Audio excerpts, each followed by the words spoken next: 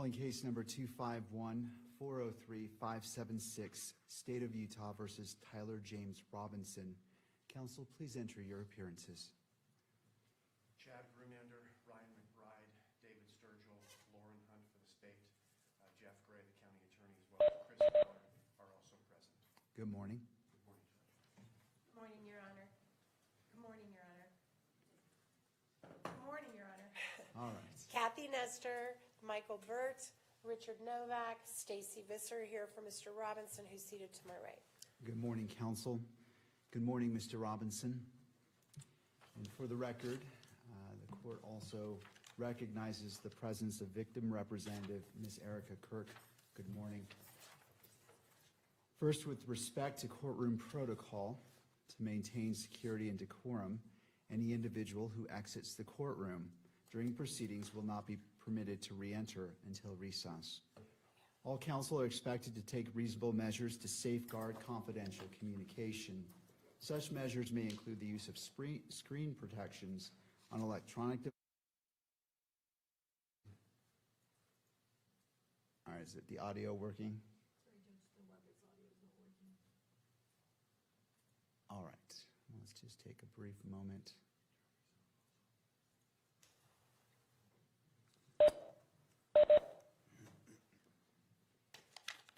And just let me know when it appears to be working.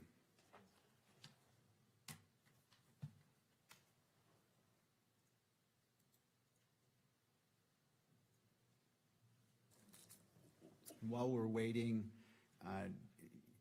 if you have any water bottles or such, feel free to drink them. It is a little bit warm in here today, so I will be drinking from my water, so don't hesitate to use that if you need to.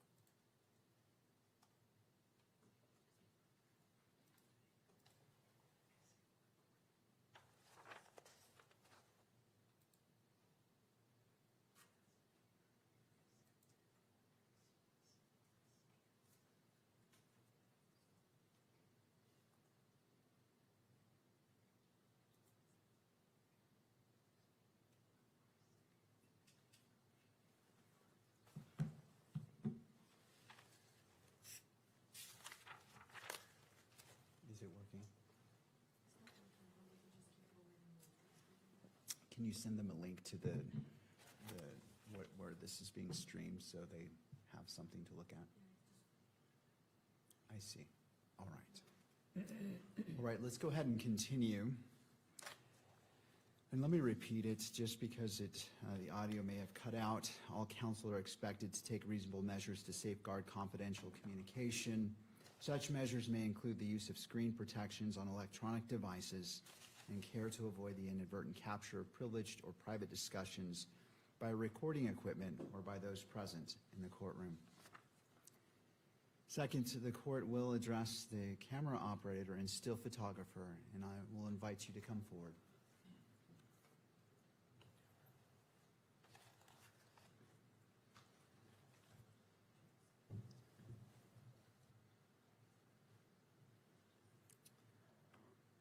right, the purpose of this is to ensure clarity regarding the expectations governing today's proceedings.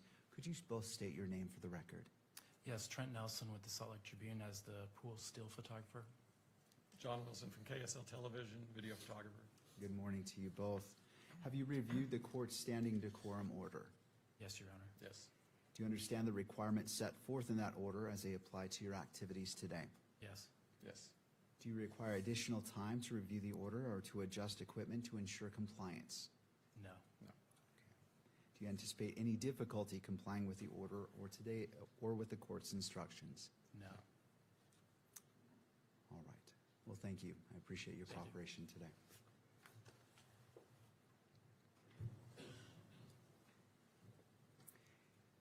As we begin this morning, the court wishes to acknowledge the importance of the safety, dignity, and well-being of all those who are present or who may be present during these proceedings, including the parties, counsel, witnesses, court staff, and members of the public. The court is also mindful of its solemn obligation to protect and uphold the constitutional rights of both Mr. Robinson and Ms. Kirk. In furtherance of those important interests, all persons attending these proceedings are reminded that portable electronic devices are not permitted in the courtroom or on the fourth floor. The court also expects every person in attendance will be treated with the dignity and respect to which they are entitled. Consistent with the court's standing decorum order, all spectators shall remain quiet, civil, and orderly during all times. Spectators shall not engage in conduct that is distracting, disruptive, provocative, disrespectful, uncivil, or threatening in any manner. Spectators shall not make audible comments of any kind, shall not shake or nod their heads, and shall not make gestures or other visible reactions during today's hearing. Spectators shall also not wear or display pins, buttons, signs, clothing, photographs, or other items expressing support for or opposing to any person connected with this case, or expressing any position concerning the status of this case as a capital offense. The court appreciates the cooperation of all present in maintaining a courtroom environment that is safe, respectful, orderly, and faithful to the rights and dignity of every person involved. Turning now to counsel. Before we begin, I wish to acknowledge the professionalism, civility, and competence demonstrated by counsel for both the defense and prosecution during yesterday's proceedings. It is evident to the court that each of you approach this matter with seriousness, preparation, and a deep commitment to your respective responsibilities. The court appreciates the care which you have taken in advocating for your positions and the respectful manner in which you have done so. Thank you. Do either party require the benefit of the record before we proceed? The state does, Your Honor. Mr. McBride will address the court. All right, and just as a reminder, the microphones at council table are turned off to prevent the inadvertent capture of any communication, so if you would like to come forward, thank you. And turning to Mr. McBride. Thank you, Your Honor. Before this hearing, the defense moved to find Article 1, Section 12 of the Utah Constitution, Rule 7B, and Rule 1102 unconstitutional as it relates to the admissibility of hearsay and reliable hearsay at this hearing. The issue was extensively briefed and argued. The court denied the defense motion to exclude the use of reliable hearsay at the preliminary hearing. That ruling is at docket number 631. In addition, defense counsel filed a standing objection on July 3rd. That's docket 678. The standing objection reasserted the arguments made in defendant's previous motion. Defendant continues to make these same objections throughout the testimony of each witness. I believe both the state and the court and everyone present knows that the defense objects to the use of hearsay or reliable hearsay at this hearing. On the point of preserving the objection, that has been done. Defense counsel has filed their motion, they filed their standing objection. Throughout the proceeding, they have continued to make objections. At this point, further objection is unnecessary to preserve the record and causes undue and unnecessary delay. This is needless delay, and we'd ask the court to acknowledge and the record to reflect the standing objection. And we also ask the court to give an instruction that continuing objections on this ground are unnecessary. Of course, if it relates to some other ground or is some item that's particular to a particular statement, that objection may be appropriate. But at this point, we feel that the repeated objections that have been made and already been ruled upon are unnecessary and cause undue delay. Thank you, Mr. McBride. To defense.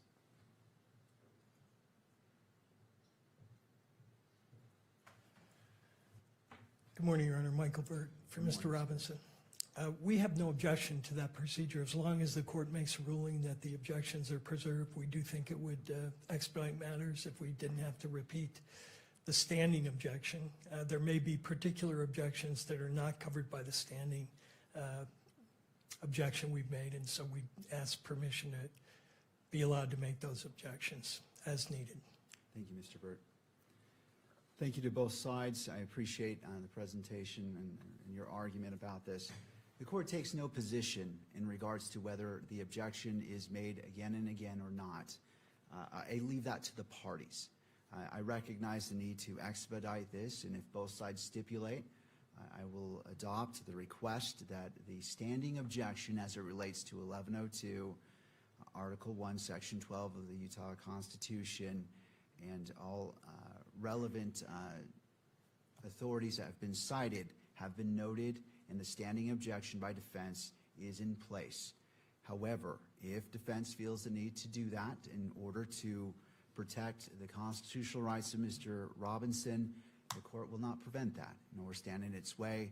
This court is not is acting in the role of a magistrate and will allow the parties to move forward as necessary. But as noted, I will make that note that the standing objection has been noted for all of the yesterday's proceedings and will be in place throughout the rest of the preliminary hearing.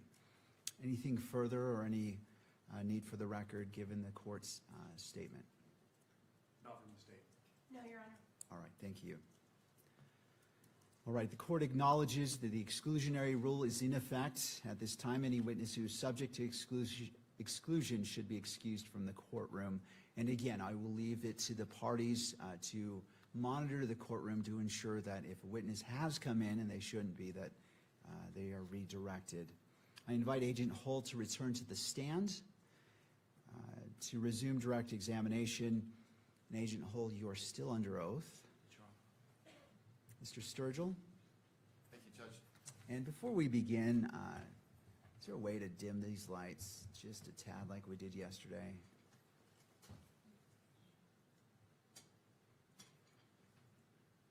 Perfect, thank you.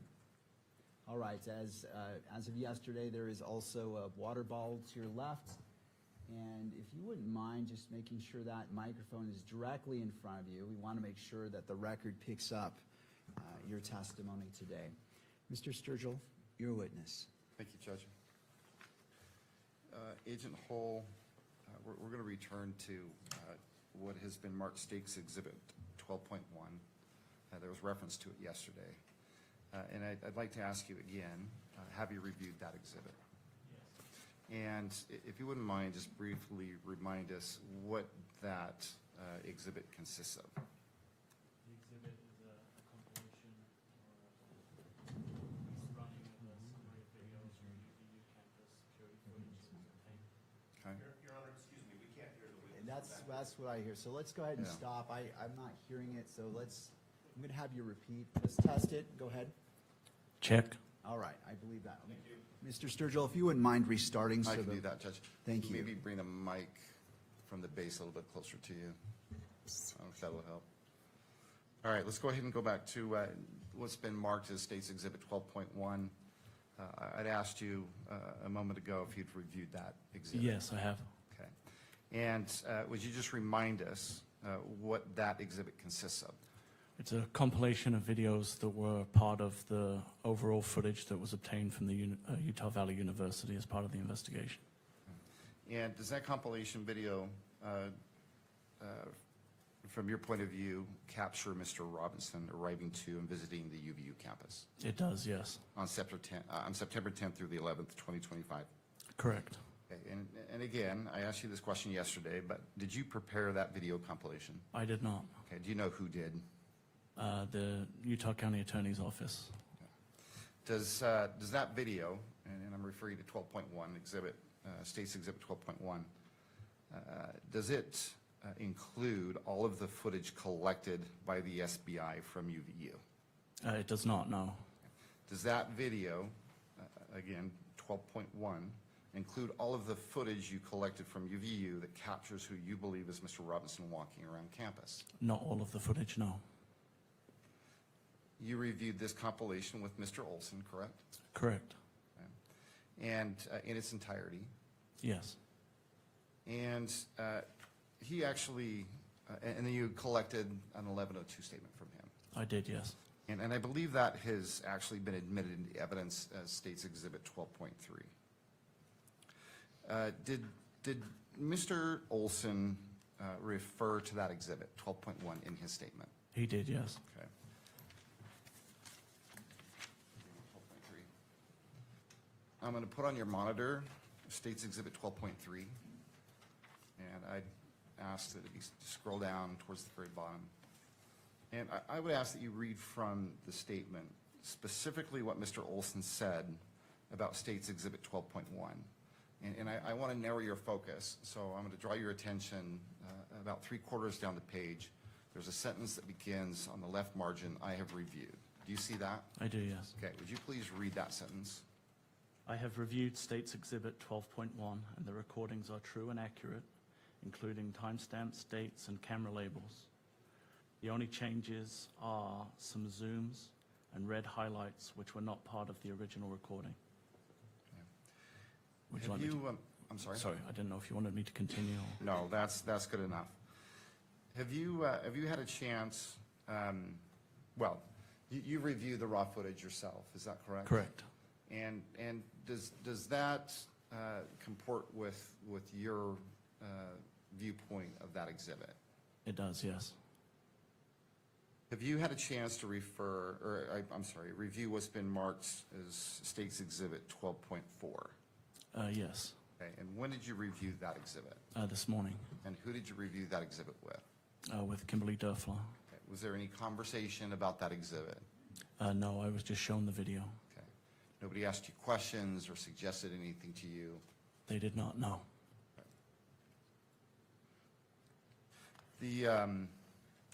Did you prepare that exhibit?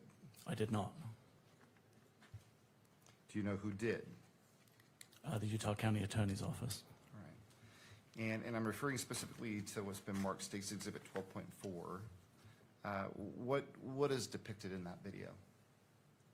That video is, again, a compilation of videos from the overall footage that was obtained from Utah Valley University for September 11th and September 12th. And how does it compare to what's been marked as State's Exhibit 12.1? It appears to be the same footage. However, on this particular version, there were no circles or blurs that had been made to the video. How about zooming in and zooming out? No, there was no zooming or zooming out. Does it appear to be identical to the raw footage that you've seen that portrays this particular part of the UVU surveillance video? It does, yes. Judge, the state would move to admit what's been marked State's Exhibit 12.4. And Your Honor, we just object to the publication of this for all the reasons we argued yesterday. We think this video is going to play a big role in the trial, and to allow the public to see it now would seriously impact our ability to get a fair trial, and we're asking the court not to publish it. thank you. And Mr. Sturgill, and to all counsel, as it will apply to all counsel, when you're removing a piece of evidence, it's the three parts, whether admissibility, record, Right. to be published in the courtroom, to be published in the courtroom and captured by the media. So, Mr. Sturgill, as it's your request, what are you requesting? Judge, first of all, clearly I'd move to admit the exhibit. I'd ask, and Judge, the presumption is that this is a public record and should be published. And so the state's position is that it should be published here in the courtroom, and it should be published in such a way that the media can capture it on video. All right. You may, if you would approach the lectern, please, and state your name. I'm David Ryman. I represent the news media. I didn't make an appearance because the news media technically aren't parties, but as you know, they do have the right to be heard on issues like this, and I've tried to keep that to a minimum. But since this is the first one coming up today, I thought it might be helpful to just address it again.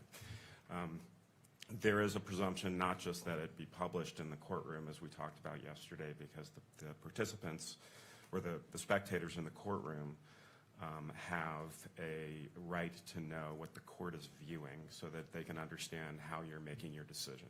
This seems like a very important piece of evidence. It doesn't seem like there is a basis to keep the people who are in the courtroom today from understanding why it's being introduced. It is not like the videos yesterday, and my understanding at least is, and you can correct me if I'm wrong, but we didn't object to the videos that weren't published yesterday that were graphic. We didn't object to the non-publication of the autopsy report. The argument here that Ms. Nestor just made is this seems really relevant, and that is precisely why it needs to be public. With the last thing I'll address is just EMC. There is a presumption, it's a rule presumption, not a constitutional one, that EMC is allowed. And I think that for all of the reasons that we've briefed this for your honor several different ways, there needs to be a really good reason why. You know, if it's being published in a public proceeding in the courtroom, it should not also be it should not also be allowed to be published to the media. So, Thank you. thank you. Mr. Sturgill, do you wish to respond or perhaps give a little bit more detail on what this video purports to show? Well, do you want me to proffer that, Judge, or have the witness? I'll defer to you. Okay. Well, first of all, if I could take one step back. Let me ask you, I may have misheard, but let's just be clear about this video, the compilation video. It includes video surveillance from UVU campus from what dates? September 10th, 2025 into the morning of the 11th, 2025. And if you wouldn't mind just describe in a bit more detail what this compilation includes. The compilation shows the movements of the individual believed to be Mr. Robinson on Utah Valley University campus, arriving and leaving in a vehicle, arriving and leaving on foot, and then returning and leaving, and then attempting to gain access again in a vehicle. And his movements throughout the day are included in the videos also. Is there any footage of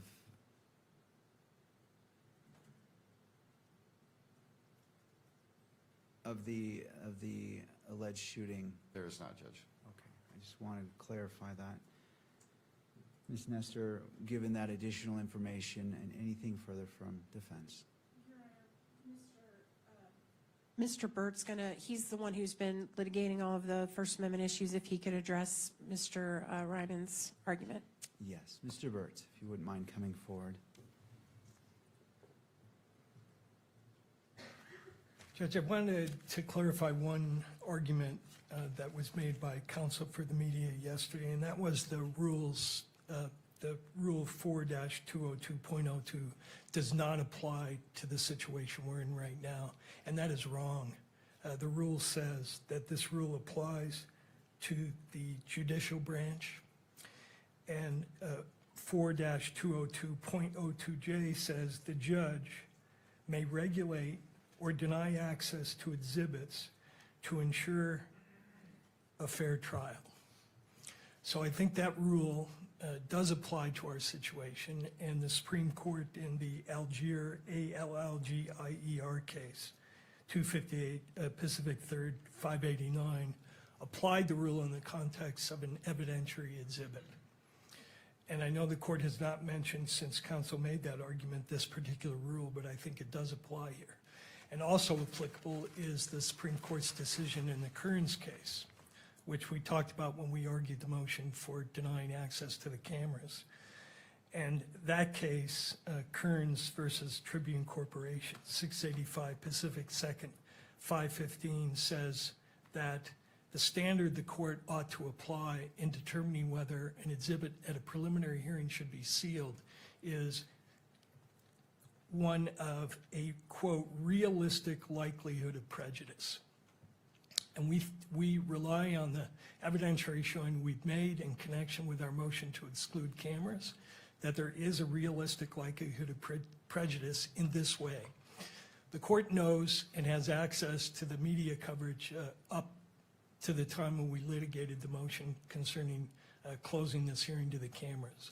And the court knows that one feature of the media coverage has been a very pro-prosecution bias of every story that has been published on this account. The court also knows from that coverage that information is being widely disseminated, and you have found in connection with the shackling issue that the publicity in this case is likely to reach jurors who will be part of our jury pool. And we've also submitted to the court a public opinion survey which shows that the prejudicial publicity that the media has already generated in this case has affected the jury pool. And so those are all factors the court can point to and rely on and conclude that publication of this particular exhibit should not be allowed because there is a realistic likelihood of prejudice to Mr. Robinson's right to a fair trial. So under that standard and under the rule, the court ought to deny publication. Thank you, Mr. Burt. Thank you. Any final argument from the parties before the court issues its ruling? Your Honor, can I be heard on that briefly? Yes, you may. Thank you, Your Honor. David Ryman. I just wanted to clarify. I don't know that Mr. Burt and I necessarily disagree about what he said about the rule. What we were talking about yesterday was something different. That is the portion of the rule that classifies records that are in the court file. You know, it's not the same as what happens in a public hearing. And Mr. Burt referenced the portion of the rule that essentially just tracks the constitutional standard, which of course, you know, controls here as to whether in this public proceeding it can be closed in any way, and non-publication of exhibits as a form of closure. So I don't necessarily disagree. I would just underscore a lot of what Mr. Burt just said has been briefed ad nauseum at this point. Their position that publicity is incompatible with a fair trial. The Allgaier case he mentioned, you know, I know that case. I litigated that case. It involved a confession that the court found public because you have so many other tools to seat a fair and impartial jury. And we have cited that case repeatedly, and so has Your Honor, I think, recognized it in your ruling, saying pretrial publicity can coexist with the defendant's right to a fair trial. So the last thing I'll say is just that the constitutional standard that I think we're all agreeing applies here is weighty and difficult to overcome. And it is never satisfied, as we've explained, by just generalized assertions that there's a lot of publicity out there. It's got to be something really specific, and they just haven't made that showing. And I certainly don't think that a video that apparently just shows the defendant walking around the UVU campus qualifies. Thank you. Anything further? From the state, no, but I think I'd like to be crystal clear. You asked if there's any portion of this video that captures, and I believe you asked of the actual shooting. There's no video of that. There is video, however, and you've heard testimony related to this, where the shooter goes to the top of the low-C building, goes out to the edge of the building, low crawls, and then leaves after what we assume is the shot being fired. That's as close as it gets. I don't know if that makes a difference, Judge. I just wanted to make the record clear, and I want to be crystal clear with Your Honor. Thank you. I appreciate that clarification as it is guiding for this court and making its ruling. I turn to Utah. Well, let me pull this up.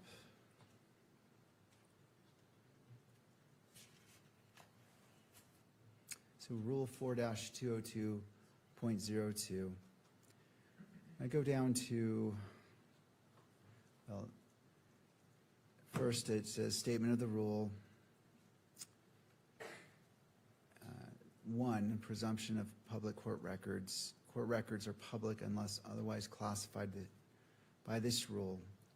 2, public court records. Public court records include but are not limited to, and I'm going to go down to 2J, exhibits. But the judge may regulate or deny access to ensure the integrity of the exhibit, a fair trial, or interests favoring closure. And the court recognizes the importance of the constitutional rights of Mr. Robinson being upheld and protected. At the same time, the court also recognizes the importance of transparency and a proper balance to ensure that the constitutional rights of all parties are upheld.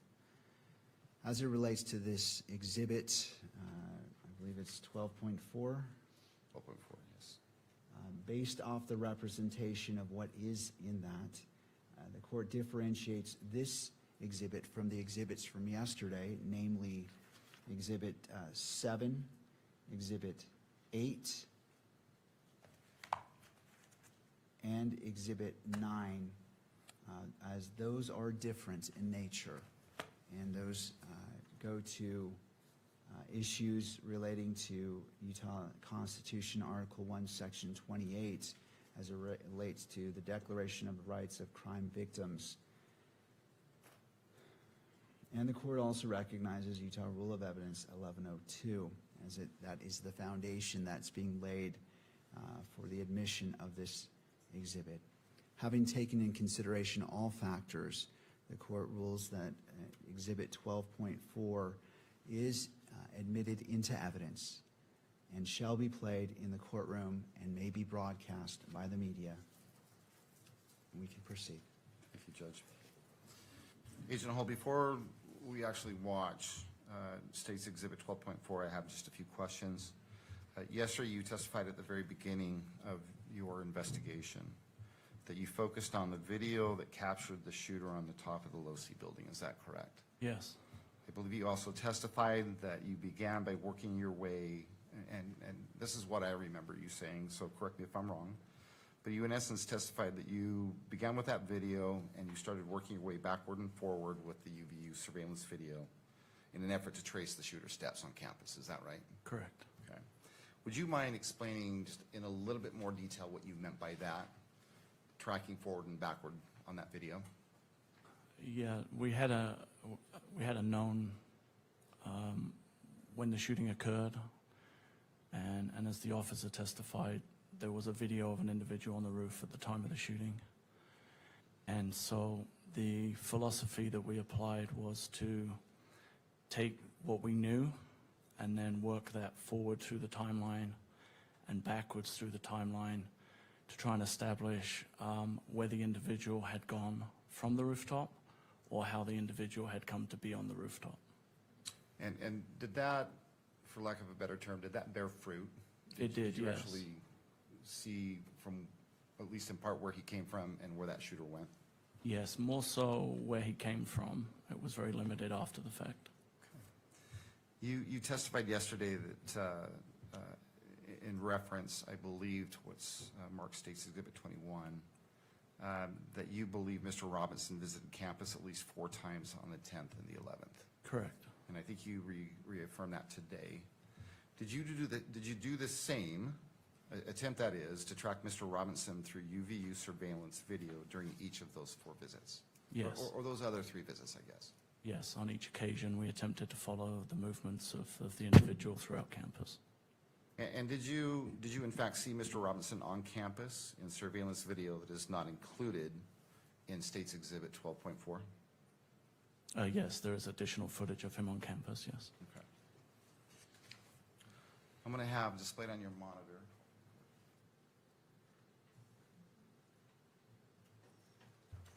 what you're going to see is a paused or a still image. And I'm going to ask if you recognize what, you see that now, Agent Hall? I do, yes. Okay. Do you recognize what's displayed on your monitor? Yes, it's footage from the university that was provided to us, particularly of the parking structure. Okay. Does it appear to be State's Exhibit 12.4? It does, yes. So I'm going to go ahead and I'm going to have this video run. And if you don't mind, as it's running, I'm probably going to be asking you some questions. And so this video has no audio, is that right? No, there's no audio on the cameras. Okay. Let's go ahead and start the video. Your Honor, it's just not up on the screen yet. Let's go ahead and put it on all screens. No, I appreciate.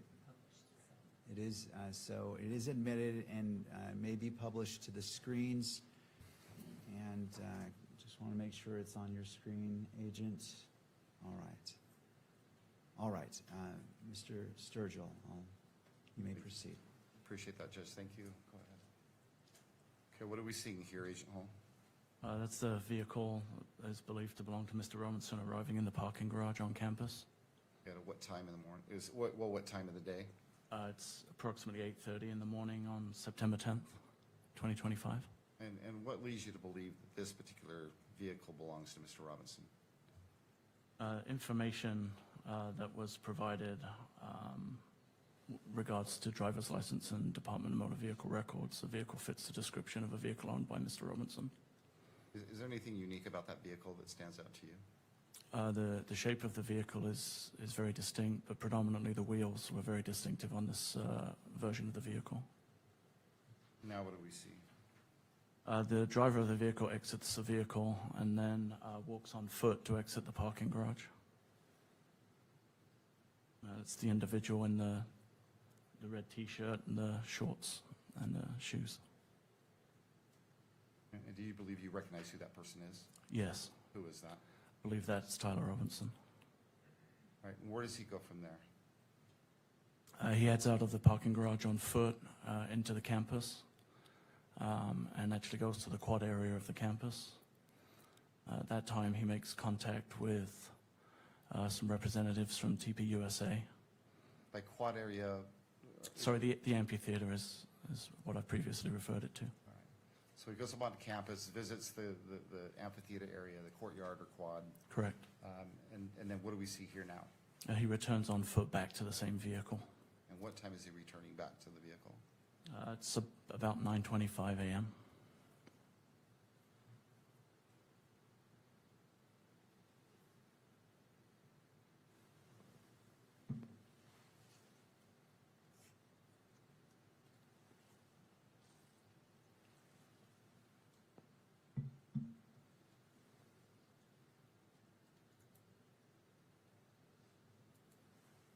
And where is this parking structure located on campus?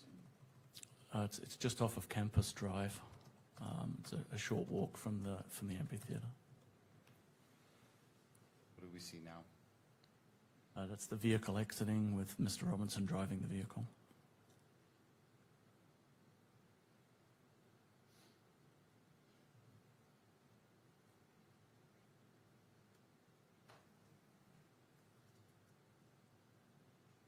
Now what do we see?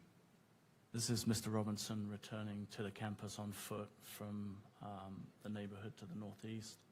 You can see he's wearing the same clothing as in the previous video. And he's carrying a blue backpack. Describe the clothing. It's a maroon colored t-shirt with gray or olive colored shorts and then Converse shoes. And what time did he return to campus? Just after 10 a.m. And does he leave the parking structure eventually? He does, yes. Okay. And during this visit, do you know where he goes after he leaves the parking structure? Yes, we were able to track his movements on campus. He went to Chick-fil-A in the Sorensen building and purchased some food, sat and ate the food. Then, And I'm sorry, Where did he purchase the food from? Chick-fil-A in the Sorensen Center. And where is that in relation to the amphitheater or the courtyard? It's kind of on the northeast side of the amphitheater. It would be on the upper back edge of the amphitheater, furthest away from where the tent was that Mr. Kirk was in. And from there, where does he go? From there, he moves across campus, out across Campus Drive into a wooded area on what would be kind of the northeast side of Campus Drive. Then returns back onto campus. We noticed at this point that he's no longer carrying the backpack that he was originally wearing. He moves through the Gunther building and the computer science building And goes where? then, I'm sorry? And then goes where? Then goes across to the railing that gives access to the roof of the Losi building. And from there? From there, he comes back down the stairs and walks off campus from that point. And about what time was that he left campus that second time? Do you know? I believe it was approximately 11 a.m. or just after, if I recall. I could verify from my notes if you need an exact time. Yeah, if you don't mind. That'll help you remember, refer to it. Don't read it out loud. Just let me know when you've had a chance to look at that, would you?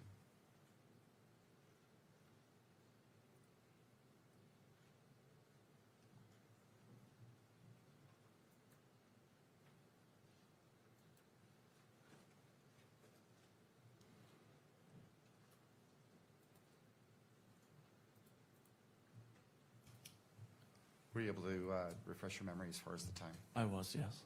And what time was it? It was just prior to 11 a.m. when he walked off campus. Okay. And before we go any further, the parking structure that he left initially, where is that parking structure in relation to the LDS Institute building? I'm sorry, in relation to? The LDS Institute building on campus?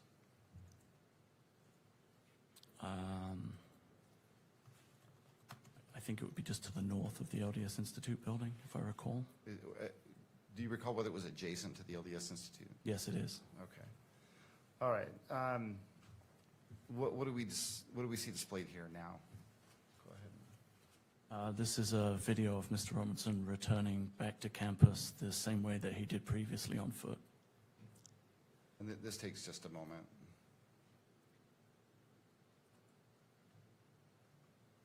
And why, well, let me ask you this. You believe this is Mr. Robinson returning to campus? I do, yes. Okay. And why do you believe it's Mr. Robinson?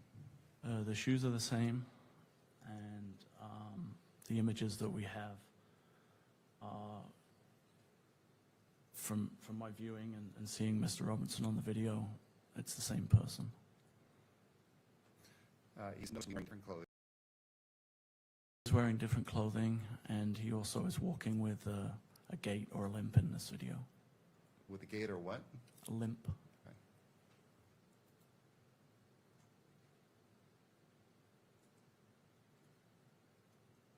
Now what do we see? This is Mr. Robinson coming up the stairs of the parking structure. Again, he seems to be having issues walking.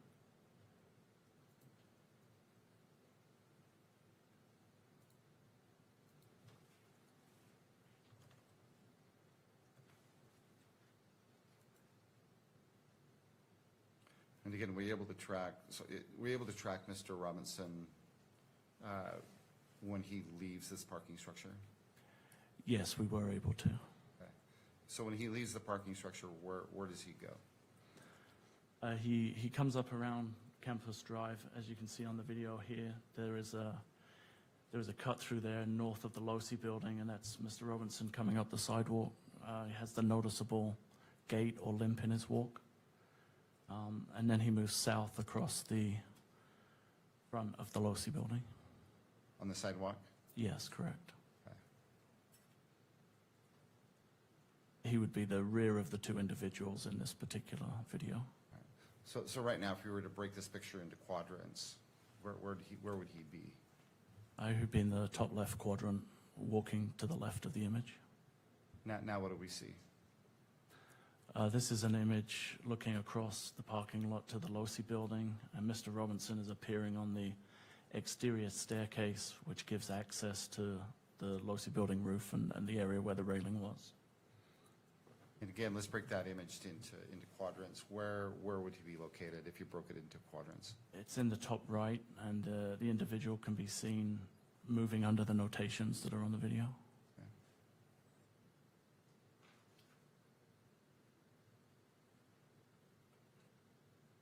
Okay. And what time is this? It's just afternoon, about 12:15 On what day? on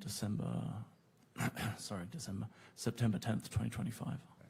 What just happened, or what did we just see happen?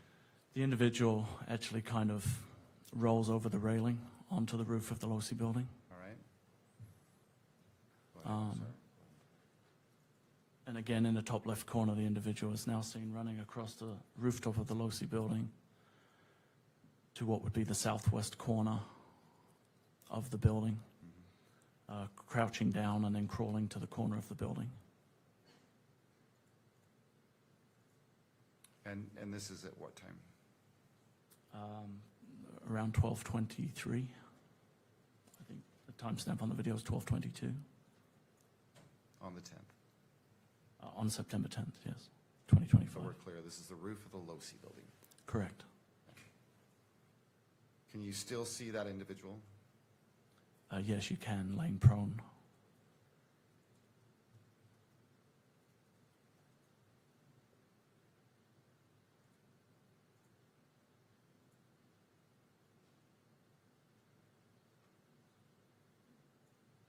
You believe this to be Mr. Robinson? I'm sorry? You believe this to be Mr. Robinson? I do, yes. And how long is he out there on the edge of the building? Just until the reported shot was fired at 12:23 and 28. Individual then stands up and then moves across the building to the north. Is that what we're seeing happening right now? It is, yes. They move behind the atrium area on the rooftop to the northeast corner where the white triangle is. Do you see Mr. Robinson now? I do, yes. He's just arriving at the corner of the building, the almost top center of the image.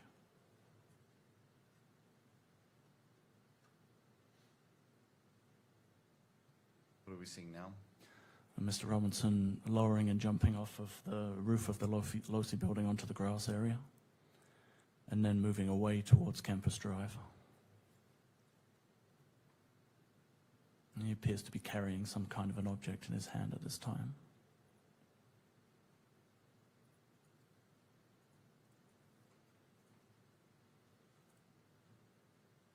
So he's approaching, Campus Drive, and again, broken into quadrants. Where is he currently? be in the top right quadrant. And the time? It's 12:24 and 42 on the timestamp. What do we see now? He then crosses Campus Drive and drops down into the wooded area on the far side of Campus Drive. And that is located in what part of the video? What quadrant? It would have been just off center on the top left side. What do we see now? This is the intersection of Campus Drive and 800 South. There's a vehicle attempting to turn right onto Campus Drive. That's the vehicle that's driven by Mr. Robinson. And on the screen, where is that vehicle that you're referring to located, if you broke it into quadrants? It's on the left side, on the upper side, the upper quadrant. Now what do we see? That vehicle's now pulling away and heading east on 800 South. And why do you believe that that vehicle is Mr. Robinson's vehicle? When that vehicle was stopped, it actually made contact with an officer who was doing security detail. Okay, and do you know who that officer is? or Officer was? Goforth, Okay, and do you know which department he works for? Spanish Fork Police.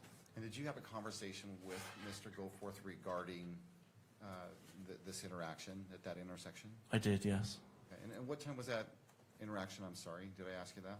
It was approximately 12:30 a.m. On the 11th?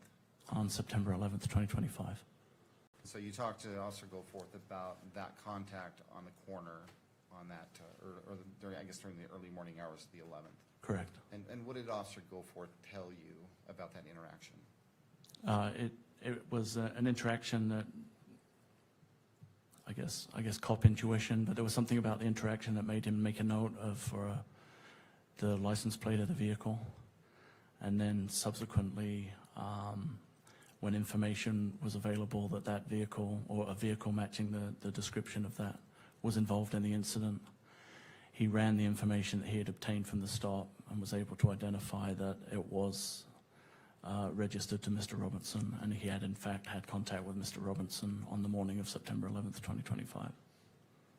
The information that he ran, Do you know what information when you say that, he ran information, Yes, he ran a partial plate, a license plate? correct. And based on that partial license plate, he was able to identify the owner of that vehicle? Yes, And did he tell you who the owner of that vehicle was? he did, yes. Okay, and who did he tell you that it belonged to? Said there were 2 registered owners of the vehicle, Tyler Robinson and an Amber Robinson. Did he say anything about the person that he actually interacted with? Yes, it was a male that he believed to be Tyler Robinson.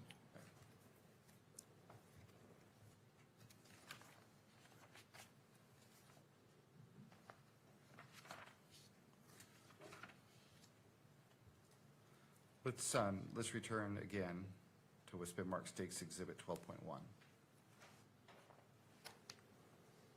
Again, you've reviewed that video. Yes, And the difference between 12.1, or what's been marked as State's Exhibit 12.1, and 12.4 are, if I understand you correctly, are these enhancements that we've been talking about? yes. And specifically, be specific about the enhancements, and let's go one at a time. Okay, I think there's a reference to either red circles or red highlights. I think Correct. That's how Mr. Olson described it, red highlights. yes. Do you know what he's, or what is he referencing by the red highlights, or what do you believe he's referencing? I believe he's referring to red ovals or circles that were placed over the image to identify specific individuals of note. And these red circles, are they permanent red circles? Are they temporary? I'm Different. I would assume they are temporary. I'm not very technological, but I believe they would be overlaid over the image. And that is a bad question. What I mean by that is do they appear and disappear quickly, or do they linger or last for a period of time? They're there for a notable period, but I believe they come off the video. But All right. And other than, well, and you said that the circles, what do the circles do? they identify an area or a person of interest within the video. And other than do that, do the circles or the highlights, do they do anything with regards to the video itself, as far as its accuracy? Not to my knowledge, no. Okay. I think the next enhancement that has been mentioned, that we've talked about, is there's some blurring. Yes. Do you know what that, tell us what that is. What blurring do you see in what's been marked as State's Exhibit 12.1 that you now don't see in 12.4? If I recall, there were some individuals in the parking garage footage, and their faces were blurred. Excuse me. Is anything other than faces being blurred? Not that I recall, no. And how often do you see the blurring throughout the video? I believe it's just in the original sequence in the parking garage. The other than the blurring, does the blurring, other than obviously blur out part of the image, does it change or impact the accuracy in your mind of that part of the compilation video? Not to my knowledge, no. And then the last thing is, I believe, is there's some zooming in and zooming out that's in 12.1 that has been removed Yes. from 12.4. What can you tell us about the zooming in and the zooming out? Predominantly, it's in the area that was referred to as viewing the Losi building rooftop. I believe it focuses on the area where Mr. Robinson comes up the stairs and onto the rooftop. Those portions of that particular footage were zoomed in for clarity. Other than zooming in and zooming out, does at least that enhancement to the video, does it change the content of the video, No, the accuracy of the video in your mind? no. Okay.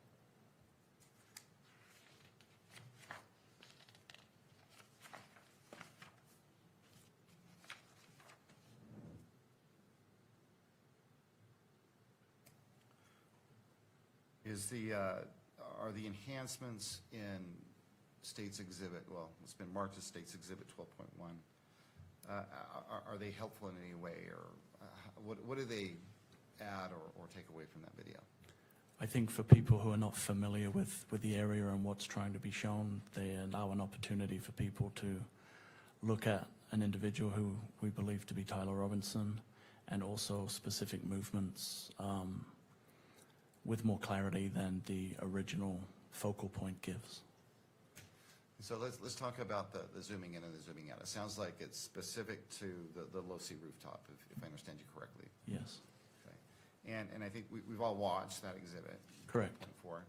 And although you can see Mr. Robinson and his movements, is it fair to say that it's difficult to really see what's going on? That would be fair, yes. Okay. And the version that's in 12.1, does it facilitate at least that part of the video, seeing Mr. Robinson and tracking, I guess, his steps? I believe so, yes. Judge, at this point, I think in combination with yesterday, the foundation that was laid yesterday, including the written statement from Mr. Olson, which has been admitted into evidence and is, well, it's already been admitted into evidence. We believe there's enough foundation that at this point, we'd also ask the court to admit what's been marked State's Exhibit 12.1. We think it would be well, beneficial for Your Honor to view it. Ms. Nestor. Thank you, Your Honor. We renew our authenticity objection, and we also object to for admission purposes. And then we also object to the publication for the same reasons, the fair trial issues that we raised with the unaltered version that was just submitted. And Judge, sorry, I neglected to mention the other two.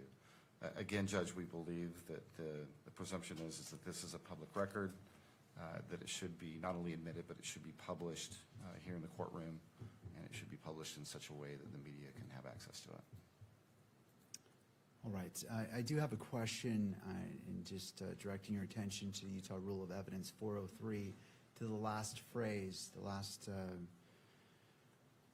4 words in that. Do you wish to address that?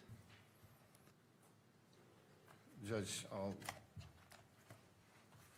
going to have to look at 403 specifically for those last 4 Well, words, I unless can you read, want to share that I with can me. read that. Or Okay, go ahead and needlessly read that. presenting cumulative evidence. So the court may, let me just read the whole rule for completeness. The court may exclude relevant evidence if its probative value is substantially outweighed by a danger of one or more of the following: unfair prejudice, confusing the issue, misleading the jury, undue delay, wasting time, or needlessly presenting cumulative evidence. I'm not looking at anything else other than that last portion. I recognize there is no jury. I am the magistrate. I am the fact finder, but just addressing that last point of Rule 403. Right. Judge, well, I don't believe that the evidence is cumulative. I think that each of the 2 videos, although they portray basically the same footage, there's characteristics of the one that has been enhanced that I think makes it easier for Your Honor to truly see what's going on, and for the public to see what's going on. I mean, we've displayed 12.4 on the video, and unless you have very, very, very good vision or you've zoomed in on that monitor, you really can't see what Agent Hull has just described. The character of 12.1 is it simply it enhances that at least important parts of that exhibit, and it just makes it easier to see, not only by Your Honor, but also by the public.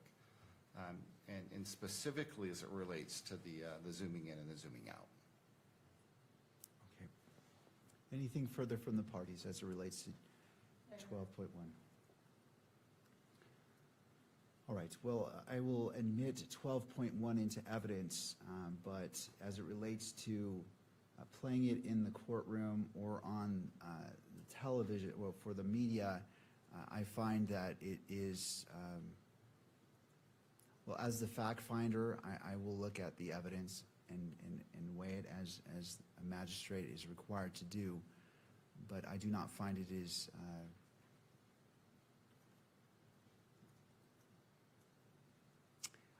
I don't find it's necessary to replay this video, given the representation that's the exact same video, the difference being enhancements made.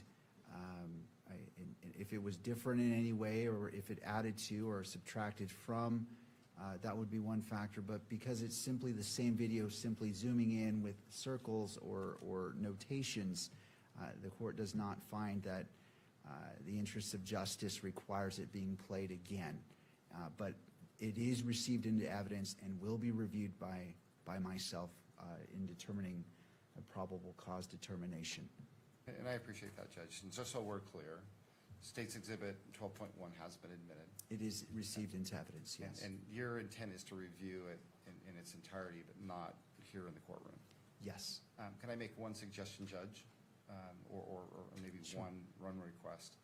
I believe the most important part of the most helpful part of this video is the zooming in and the zooming out. And that is a portion that, if you want, we could isolate that and only play that portion of the video if you'd be willing to publish that portion of the video. And that's really the thrust of why we are trying to introduce that exhibit, because we believe that it's helpful to see it up close. And unfortunately, because of the way it's formatted and the way it's been recorded, there's no way any of us can zoom in and zoom out on this video to get a better look at what's going on. And that's the reason why we did what we did, but we had to memorialize it and save it, and then present it in that way rather than just present it in its raw form and then have the ability to zoom in and out, if that helps Your Honor understand why we're doing what we're doing. All right, Ms. Nestor, to the second request of not playing the whole video in its entirety, but simply the portion with the zooming in, how long is that, Mr. Sturgill? I think it's a couple of minutes. All right, Ms. Nestor. We object to the prejudice of that, Your Honor, and ask the court to stand by your previous ruling on that. All right, thank you, I appreciate both parties. What I will do is review this video in court, and it will be displayed to the monitors at counsel table and to the court's monitor on any portion that you wish to play for me to look at, so all parties can see clearly that the court is reviewing it in court. But I do not find that it is necessary for its publication, because this is the exact same video. I recognize it's zooming, but in balancing constitutional rights, there is nothing on this video from what's been represented that the public hasn't already seen. It's simply zooming in, and I don't find that that is necessary, or and so in balancing the constitutional rights of all parties, I'll view it on the monitor. Counsel's free to view it with me as I'm looking at it, but it will not be broadcast in the courtroom or by the video camera. Great, I appreciate that, Judge. I respect that. I think there's a natural break where we can start. And what I'm going to ask is just we simply play the You will have this entire exhibit in evidence, though. Thank you. Is that right? Yes, I will. All right, whenever you're ready.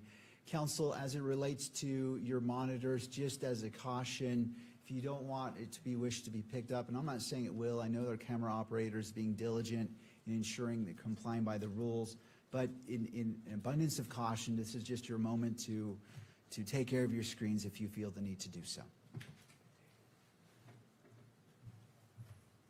So if I could just have one moment, hold on, Kimberly. Not sure where the power button is on this.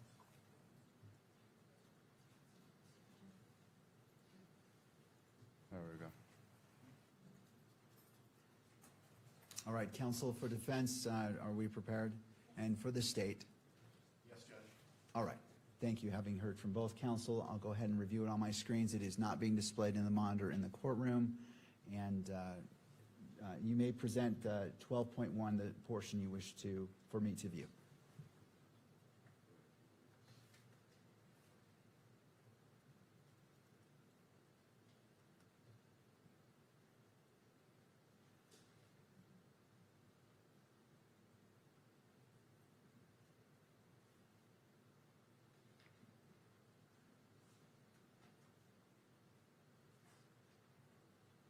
And just for the benefit of the record, you want to put on the record the timestamp of what you're playing, at what point you're starting and stopping, as we go, or when we finish is fine. I just want the record to be complete.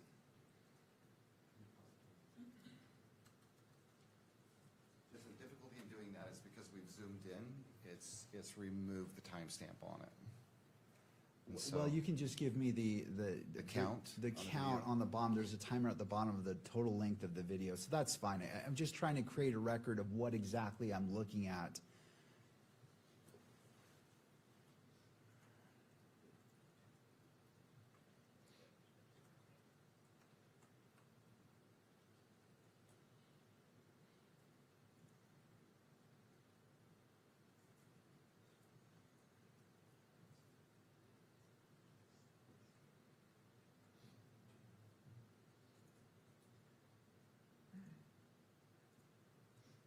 Whenever we pause on the court system, Oh, I see. No, it's limitations of technology sometimes. Thank you for letting me know.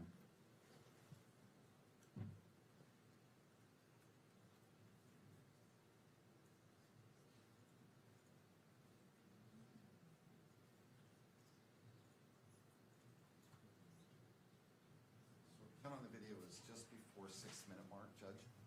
All right. And just so the record's clear, this is State's Exhibit 12.1. Thank you. I have it on my screen. So it looks like it's been paused at 6 minutes and 9 seconds. Agent Hall, can you see it? Yes. Okay, well, let's just, I'm good with playing it.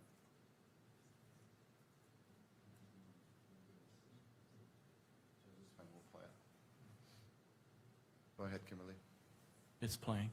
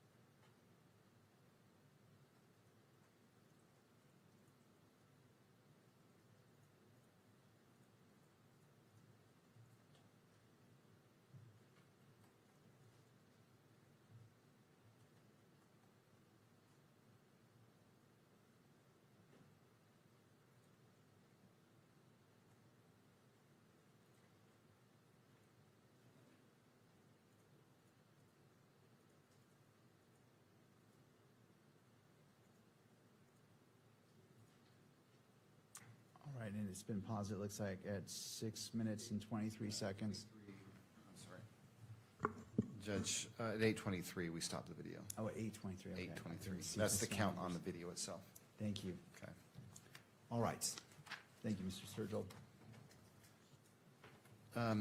Agent Hull, you were able to watch that zoomed-in version, is that Yes, sir. right? Okay, and was there anything that stood out watching that zoomed version? For me, on the zoomed version, it's apparent that Mr. Robinson, the individual jumping off the roof, is carrying an item. Okay. And you can see clear the clothing that he's wearing? Strike that. Mr. Sturgill, do you want to respond to the objection? Judge, it is leading. I'll go ahead and sustain the objection, and that you may move forward. Is it easier to see? Well, strike that, Judge. I'll let the video speak for itself. Judge, I have nothing further with Agent Hall. All right. Ms. Nestor, One moment, Your Honor, if I may have course. a court's indulgence.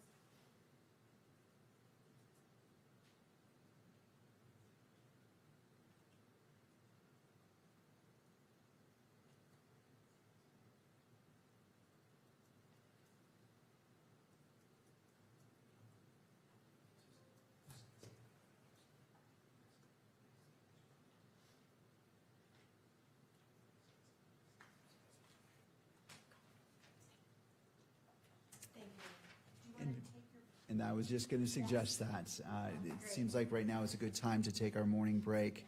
It is 10:15. Let's come back at 10:30, and we'll resume with cross-examination of Agent Hull. Court is now in recess.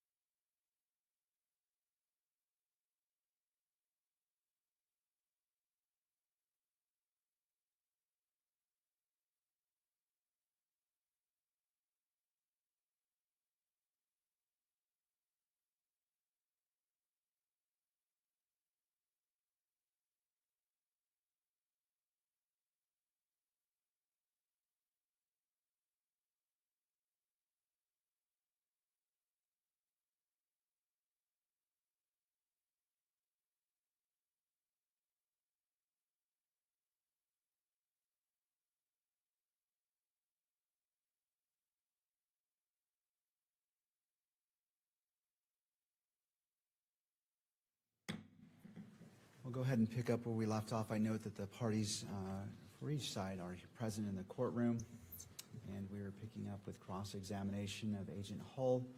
Ms. Nestor, your witness. May it please the court, thank you. Good afternoon, Agent Hall. Good You morning. and I have met before, but just to remind you, my name's Kathy Nestor. I'm one of the attorneys representing Mr. Robinson. So,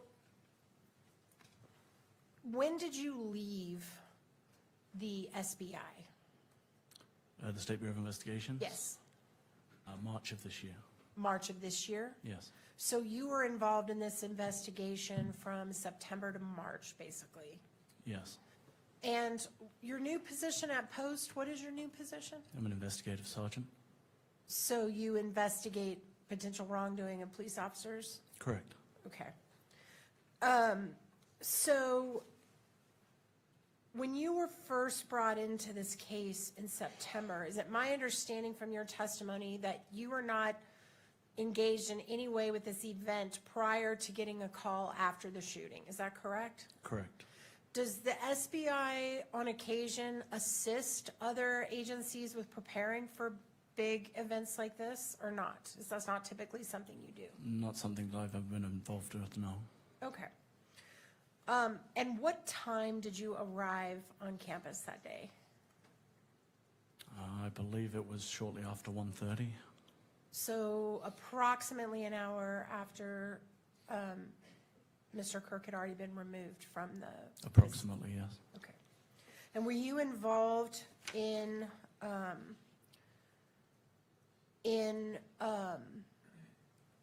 putting up any drones into the air? Were you part of that, or were you not It's involved? not, no. So how quickly after you arrived on scene did you become aware that you were actually going to be in charge of the scene? I believe it was approximately an hour after, so what would have been approximately 2:30. So for the first 2 hours, you were not in charge? For the first 2 hours, I didn't arrive till 1:30, so no. Okay.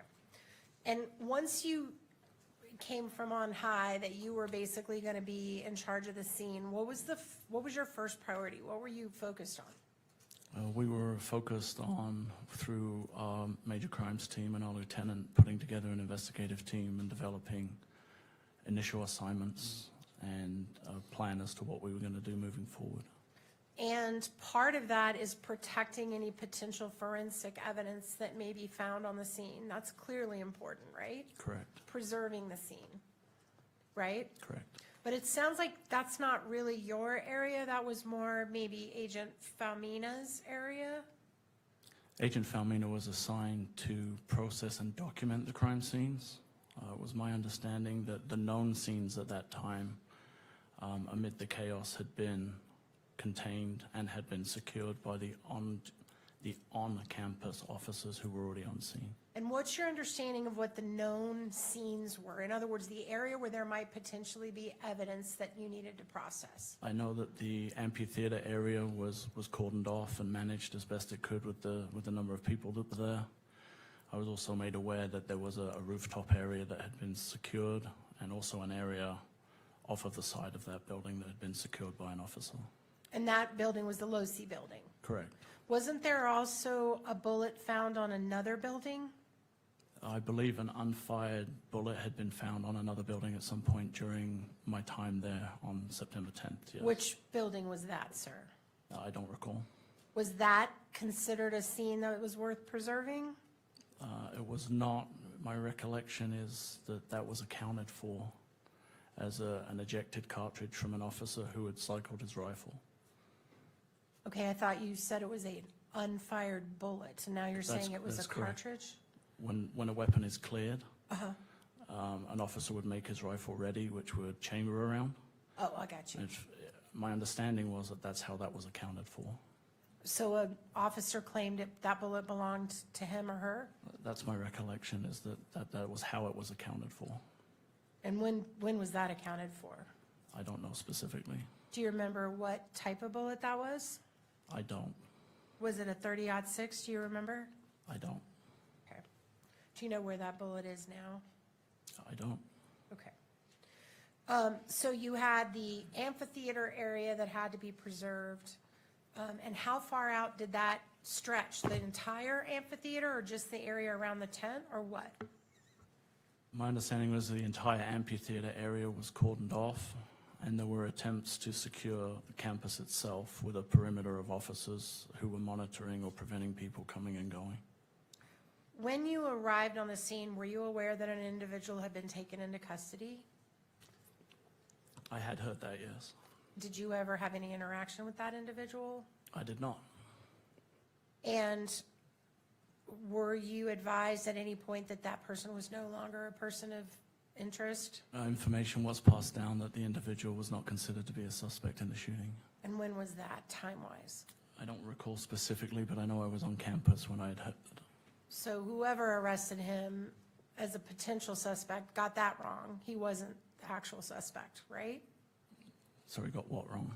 That he was the shooter. The person I believe to be the shooter was not the individual who was taken into custody, correct? And then was there anybody else taken into custody as a person of interest? There were several people who were detained for questioning and who were interviewed throughout the investigation. And none of those people were they were all ultimately cleared by you or somebody connected with you? Correct. And were there any other guns confiscated on the scene that day? There were other firearms that were located on the scene, yes. How many guns were confiscated that day?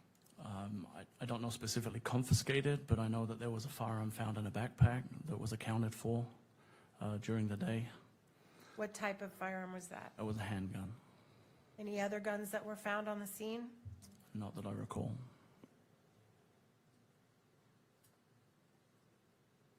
Do you recall an individual named Noah Gonzalez being interviewed?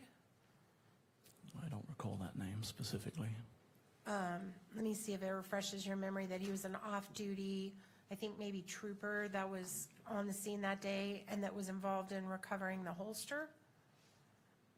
Does that refresh your memory? I know that a trooper was interviewed having been on scene. I don't recall if it was Gonzalez. I don't recall the name, but I do know there was a trooper that was interviewed, yes.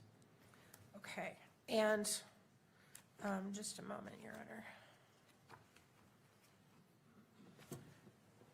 And do you recall the trooper that was interviewed saying that there was actually a gun found in that holster? I do not. You do not? No. Okay. Can we pull up?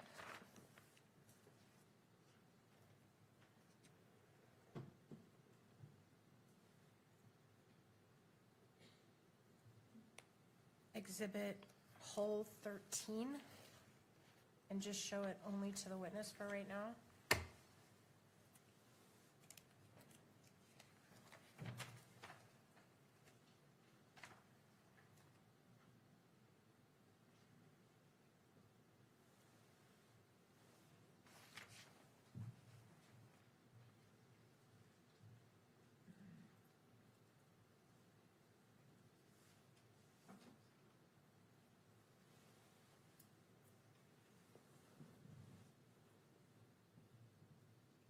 All right, can we go to page 2 of that report? Do you recognize this report? Have you reviewed it as part of your investigation duties? I do recognize the report now, yes. Okay, and this is a report prepared by actually Mr. Davis, who's going to testify later in this matter. Is that right? Correct. Okay, and on page 2, this is the interview of Noah Gonzalez. Is that right? That's what it stated on page 1, yes. And he's an off-duty trooper who happened to be there that day? Correct. And do you see on the second paragraph, does that refresh your memory about whether Trooper Gonzalez believed there was a gun found in a holster in that area of the amphitheater? Trooper Gonzalez included in his report that there was a gun, yes. Okay. Thank you.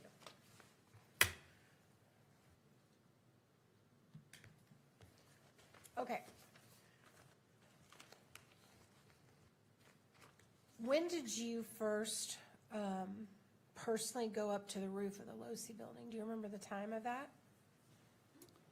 I don't recall. I know it was dark when I went up to the roof, so it would have been later that evening. And at the time you went up there was already crime scene tape that had been placed around it? There was an officer standing security. Right. And to your knowledge, as the head of the investigation, did they ever find any bullets or casings anywhere on the low-C roof? Not to my knowledge, no. Did they ever find any bullets or casings anywhere around the low-C building? When you say around the low-C building, you mean how close? Like immediately around the low-C building? Correct. Not to my knowledge, no. Okay. And then you've been talking a lot about a timeline here that seemed, you talked about it when you were watching the video, but you also talked about the fact that you developed a timeline, is that right? Correct. And can you pull up hole 1, please? I'm pulling up on your screen your report that you prepared. Do you recognize that? I do, yes. And what's the date that you drafted that report? That looks like September 14th. It says date created. And that's the place where, if you could go to page 2, please. Do you see down at the bottom where you summarize Sergeant Bricker's report listing the timeline? Yes. Okay, and so it was actually Sergeant Bricker that prepared the timeline, is that right? He prepared a timeline. And you incorporated that into your report? No, I created a timeline. You created your own timeline? Yes. Separate from the one that's in this report? Yes, using information obtained in the investigation. And when did you create that timeline? Over the course of the investigation, over a long period of time, after a lot of reviewing video and investigative time. So, as of September 14th, Tyler Robinson had already turned himself in to the authorities, is that right? Yes, I believe he turned himself in on September 11th. So, prior to the time that Tyler Robinson turned himself in, had you all prepared a timeline? A documented written timeline? Yes. Not to my knowledge. I don't know when Sergeant Bricker produced his specifically. And isn't it fair to say that as of the moment that Tyler Robinson voluntarily surrendered to authorities in Washington County, as of that moment, you all did not know who the shooter was, is that right? We had identified a person of interest, but we did not specifically know who the shooter was at that time. Okay. And you became aware that Mr. Robinson was voluntarily surrendering how? How did you become aware of that? That information came originally, I believe, from the Washington County Sheriff to the administration at the control center at the university on the evening of the investigation, Okay. or the second evening of the investigation. All right, we're going to get back to that in a minute, but I just wanted to get the timeline down. All right, now I want to go back to the videos that we've seen and the question that I just asked before, which is it fair to say that nothing about the video of the individual on the roof revealed to you, you couldn't see facial features, you couldn't see what they were wearing, correct? Of the individual on the roof? Correct. I know that there was a meeting to discuss perhaps a pattern on the front of the shirt that was observed when the individual was jumping off of the roof. Okay, that's fair. But at that time, as of the 11th, before Mr. Robinson turned himself in, you all had not been able to determine that, is that right? Excuse me. Determine who he was, or No. determine distinguishing features? Determine distinguishing features of the video Yeah. of the person on the roof. Yes, we had a person of interest, and those images were released to the press. You're talking about the ones in the stairwell from the Correct, from the parking garage. correct. But the video on the roof was not distinguishable, fair? That video as a standalone Yes, was not, no. okay. And in fact, the video on the roof, well, strike that.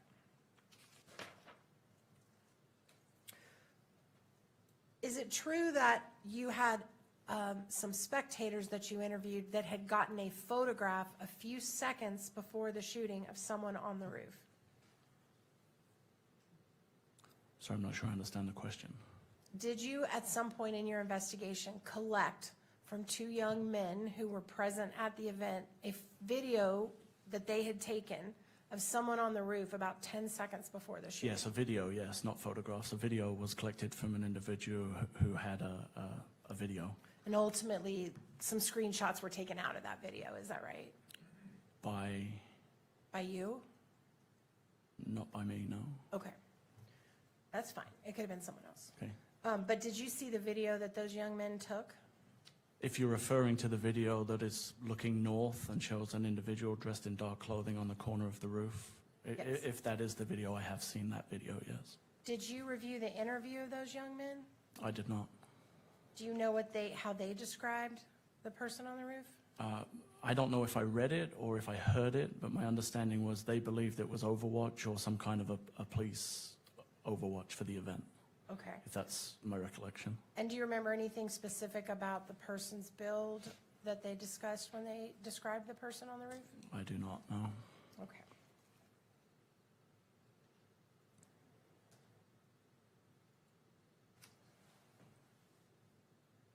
There is a portion of the video after the individual jumped off the roof, which we all saw here, where the individual crosses, I believe it's Campus Drive. Is that right? Correct?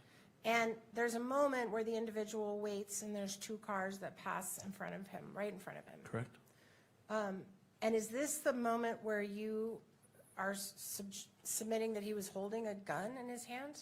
As he crossed the road? Yes. From my observations, would show that he's carrying an object in his hand that's concealed or in a bag, and it is long and has the appearance, based on my training and experience, it could be a firearm. But do you see a gun anywhere? The actual gun? In the video? Yeah, No. all right. And did anybody that was driving by on Campus Drive that day report to you or any other investigative entity, hey, we just drove by a guy with a gun who was leaving campus and he was standing right by my car? We did not receive any reports to that effect, no. Okay. Also, when you were revealing the timeline, exactly how long was there between when the person was prone on the roof and when the shot was taken? Do you recall? If you would like to replay the video, I can time it for you, but I don't recall. It was, my guess, I would estimate between 15 and 30 seconds. So between 15 and 30 seconds to lay flat, take a shot, and get up and run off, right? I think you asked how long he was prone. I Right. think it took longer for him to crawl into position Okay, and then establish a position Oh. and then take the shot. He appeared to be in prone for approximately 15 to 30 seconds, but the video would verify that. okay, thank you.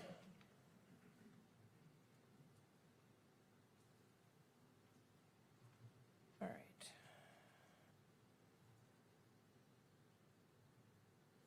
I want to talk to you for just a minute about the video that was taken.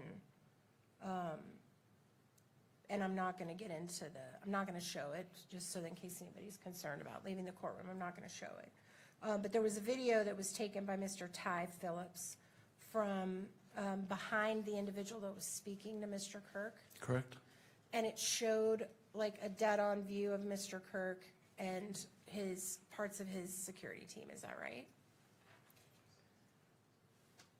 And then you also have video that you described that shows the back of the tent at the moment the shot happened, is that right? Behind Mr. Kirk? You're referring to the UVU video in the breezeway? Yes, We have that video, yes. okay. And can we pull up the last video, the last clip, 49? I want to show you, just you, this clip.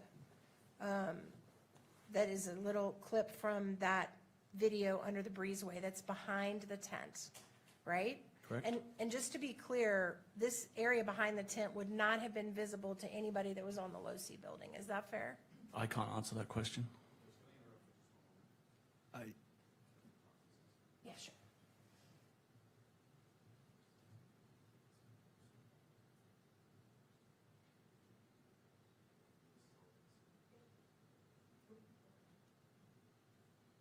And Ms. Nestor, as you're playing this, are you just being cognizant if the sound is on or not. I don't want the sound. Please. Okay, I just wanted not- to Thank you for bringing clarify. that. Thank you. All right. No sound. I just want only the witness to look at it. So can you just watch this clip for just a minute? This one little clip of behind the breezeway at the time of the shot. That's fine. And so just as a reminder to all the parties, if it's on your monitor, please be cognizant of that. It will not be displayed on the main monitor. Ms. Nestor, you may proceed. Thank you. Is it playing?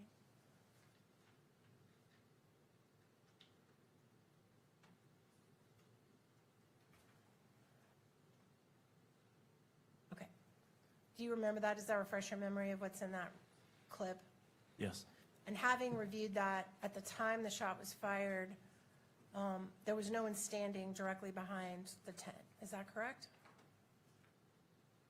You'd have to show me it again. I wasn't specifically looking for that. Okay, But I can answer that question if I can view the video again. okay. And just before you do that, I think you testified before that Mr. Kirk would have been dead center behind that banner. Is that right? Approximately.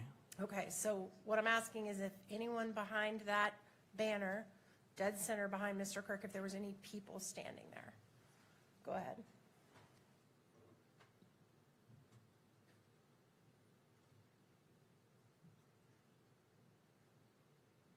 So there's a videographer on the right side of the tent, and then I can only see as far as the video allows me to, so I can't speak to whether there's anybody out of frame who could have been behind the tent. But what you can see, is there anyone directly behind the middle of the tent? Yes, there's a videographer stood behind the tent. To the right? Yes, behind the tent. Correct. But directly in the middle of the tent, is there anyone standing? There's no one stood in the middle behind the tent, no. Thank you. All right, I want to talk now about the TP. You can take it down off of the screen. Thank you. I want to talk now about the TP USA video that you got. That was the angle that was taken from behind Mr. Kirk while he was talking, looking out at the audience during when the shot was fired. Do you remember that video? The visual impulse videos? Yes. Yes. All right. Is it true that Visual Impulse provided 4 videos? Yeah, I believe there were 4 total videos that encompassed everything that they provided to us, yes. But the one that you showed, that's only one of the 4 that they provided to you? That one that was shown had a Bates number. It was an item that was provided by Utah County Attorney's Office. Okay, but were there more that you haven't seen in this courtroom, in this prelim, that you got from? There's the original footage. Okay. But were there other angles that are not shown here in this prelim? Yes. Okay, that's what I was trying to get to. Thank you.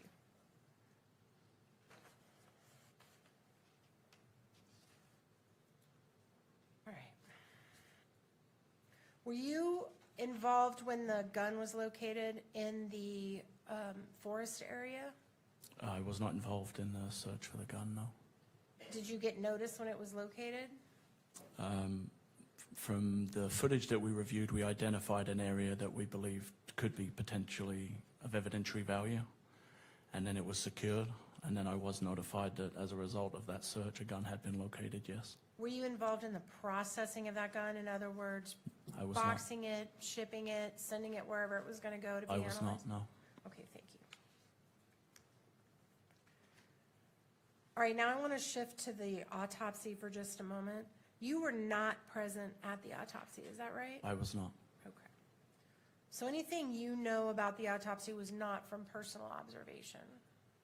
No, other than from my meeting with the medical examiner and his report, no, I was not present. Did you meet with the medical examiner after he had conducted the autopsy? I did, yes.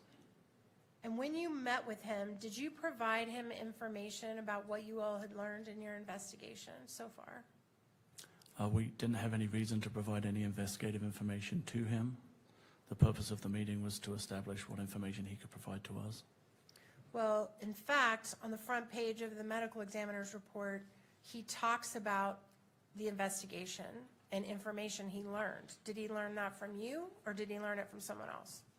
It would be my recollection that he did not learn that from us, but I couldn't speak to how he did learn about it. Okay, so you didn't share with him your conclusions about what happened or how Mr. Kirk was injured or anything like that? That's my recollection. Okay, thank you.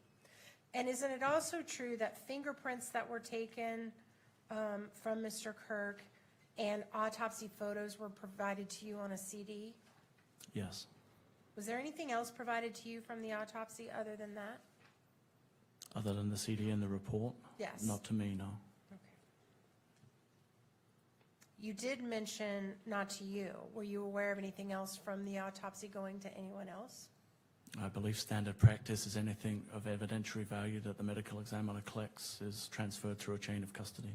And are you aware of anything that was transferred after Mr. Kirk's autopsy? I'm aware that there were items transferred for evidence, yes. What items? I believe some fragments of a bullet casing. I know Mr. Kirk's personal items to be returned to the family. That's all I can recall off the top of my head. Do you know how many fragments from the bullets? I don't. Now, I'd like to talk a little bit about the Ring camera that you obtained, and you interviewed a woman named Ms. Noble, is that right? To get that Ring camera that we watched with the car on the outside? We interviewed her to verify the authenticity of the video, yes. And were you involved in that interview? With Ms. Noble? Yes. And do you recall what they told you about what they remember seeing in and around that car that night? I don't recall. I just know we were there to verify the video. I didn't conduct an interview with Ms. Noble at that time. Okay. Can we please bring up whole, sorry, just a moment.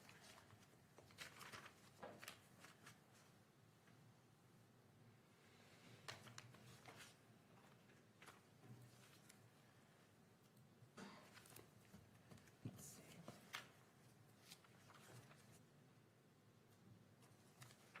Whole 48. This is Ms. Noble's interview. Do you have it?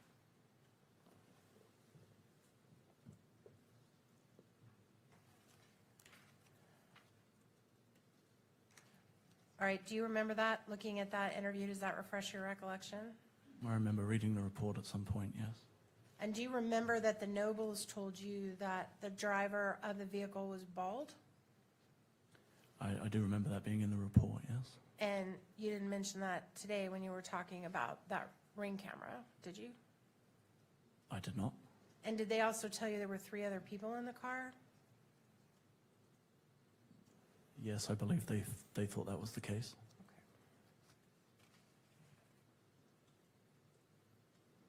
Okay. I want to go back, if I can, to the scene itself, the preservation of the actual scene where Mr. Kirk passed. Did you all have canine dogs at any point that sniffed that area? I don't know specifically that area, but I do know that canines were present, or a canine was present on the day. But you don't know what task the canine was given? My understanding was that it may have been used in an effort to track an individual that had jumped off the roof, but I don't know for certain. And obviously that didn't produce any results, or we would have heard about that, right? Yeah, not that I was made aware of. Okay.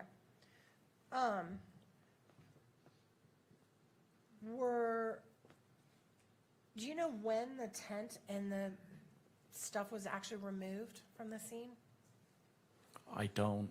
I would imagine it had been at least a couple of days, if not longer than that, before anything was removed from the scene. You didn't have to give permission to remove the tent? Me, personally? Right. No. So you're not sure when it was removed? No. And were you involved in the decision to pave over the dirt that was under the tent? At UVU? Uh-huh. No. Did you know that happened? Only because it was in the news. All right. But you don't know when or who ordered that? Nope.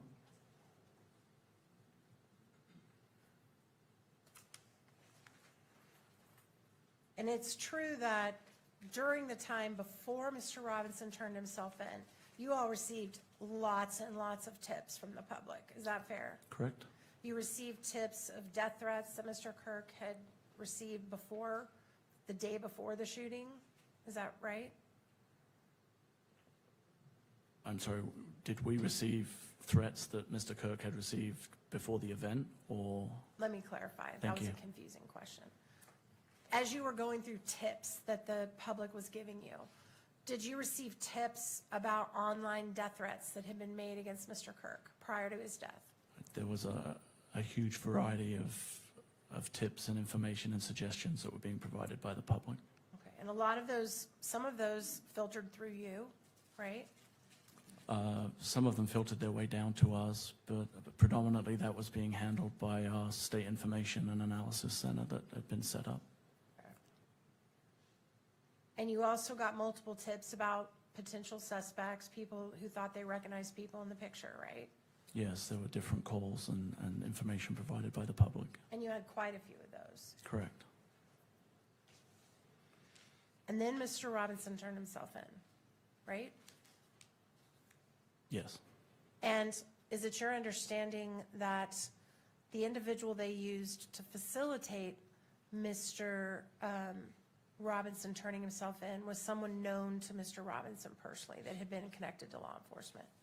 I know he was known to the family. I don't know his connection specifically with Mr. Robinson, but I am aware that someone was used to facilitate Mr. Robinson turning himself in. And were you aware that he was one of his Boy Scout leaders? Did you know that? I think I had heard that at some point. There was a connection. I didn't recall specifically what it was. And Mr. Robinson, in fact, no police went to go arrest him. He drove himself, or he was driven with his parents to the Washington County Sheriff's Department, correct? That's my understanding, yes. And he voluntarily walked in. That's also my understanding, yes. And that was the first moment you ever knew his name connected with this case. Yeah, aside from the image that we had, that was the first time that we had a name of an individual who had taken responsibility, yes. And did you personally ever meet with Mr. Robinson? I did not.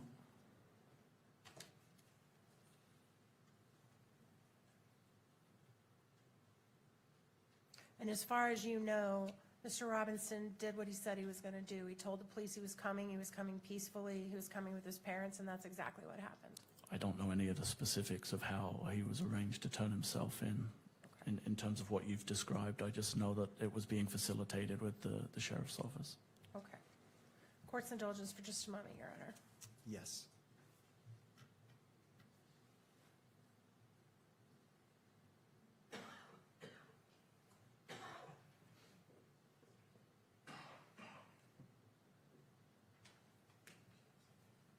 Thank you, Agent Hall. I tender the witness, Your Honor. Thank you. Redirect by the state.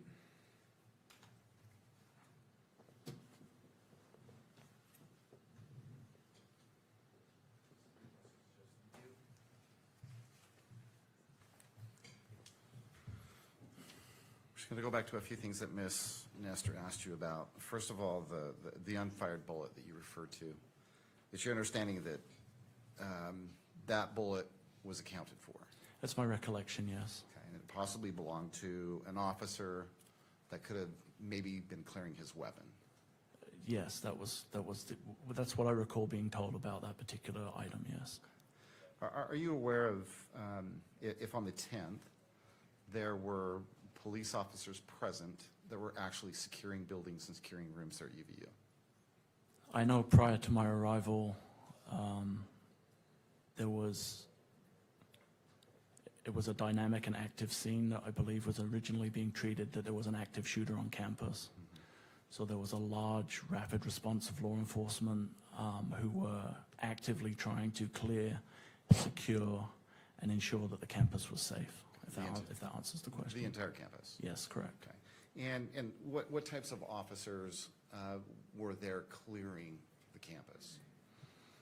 Originally, there would have been probably local units who would have responded, but subsequently specialty teams would have been deployed to do a more methodical search of the campus and what we would call a clearing of the campus.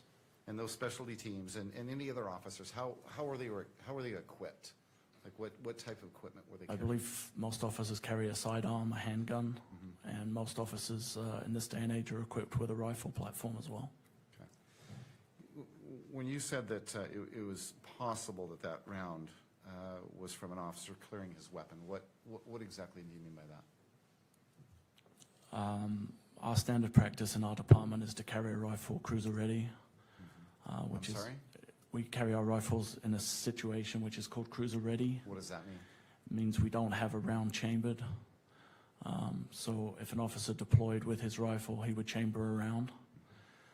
Once he had done whatever task it was that he was doing in order to put that weapon back, he would eject the magazine and eject the round. Sometimes in doing so, rounds are dropped or not accounted for. Have you personally done that yourself? We do that at training, and I've done that in the field as well, yes. And you're aware of, is that something that's common among police officers in this situation? I believe for most agencies, that's how they carry their weapons, but I can't speak specifically to agencies outside my own. Do you have any idea how many officers were dedicated or sent out to clear the campus? I can tell you I had to park on University Avenue and walk all the way onto campus between hundreds of police cars, so I would say hundreds, if not 1,000 officers, high hundreds would have responded to the campus that day. Now I'm going to ask you about, Ms. Nestor asked you about your observation of seeing Mr. Robinson with something in his hand. And I think she was asking you about Mr. Robinson just prior to crossing Campus Drive, following the shooting. Do you remember that question? Yes, I think I was asked whether he had a gun in, or I had seen a gun in his hand in the video. And you said that you did see something in his hand? Correct. Okay, I want you to go back as far as you can remember. At what point, after Mr. Robinson stood up on top of the Losi building and ran across, I believe to the northeast corner, when did you first notice in that video something in his hand? The first time you can clearly notice he has something in his hand, without a doubt, is when he's on the white triangular portion on the northeast corner of the Losi building preparing to jump. It is very apparent he has an item in his hand. Okay, and that's based on your observation of the videos? Correct. Okay. And is it easier to see in that enhanced video?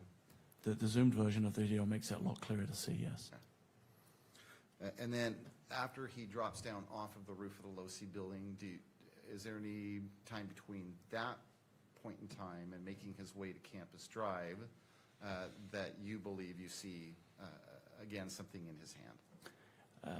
As Mr. Robinson lands on the grass, it's almost like he either drops it or goes into a crouched position, and then when he returns up from that, it is again clear that there is some kind of an item in his hand, yes. Okay. Can you be more specific or describe in more detail It what appears, that item might it be? appears to be black, and it appears to be longer. Okay, anything else about that item? No. Okay.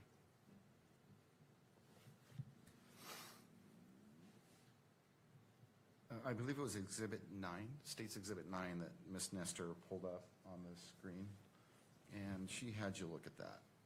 And I believe what you looked at was beginning a still image, but then a few moments or a few seconds of that video. And that's the UVU tunnel video, is that right? The breezeway underneath the Hall of Flags, yes.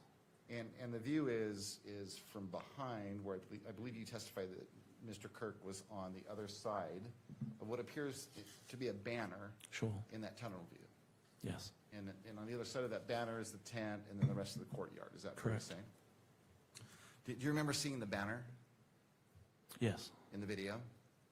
Okay, and You're referring to the back of the pop-up tent? correct, yes. Okay, yes. Okay.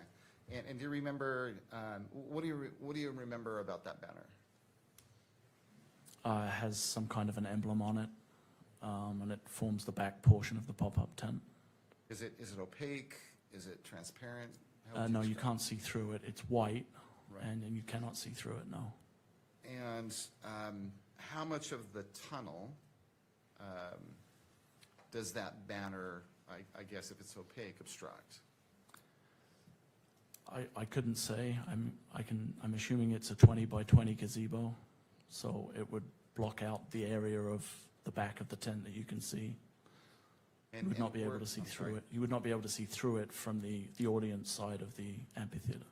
And what about the tunnel side of that banner? Can you see through the tunnel side in the opposite direction? You cannot, no. Can you see Mr. Kirk on the other side of that banner? You can't, no.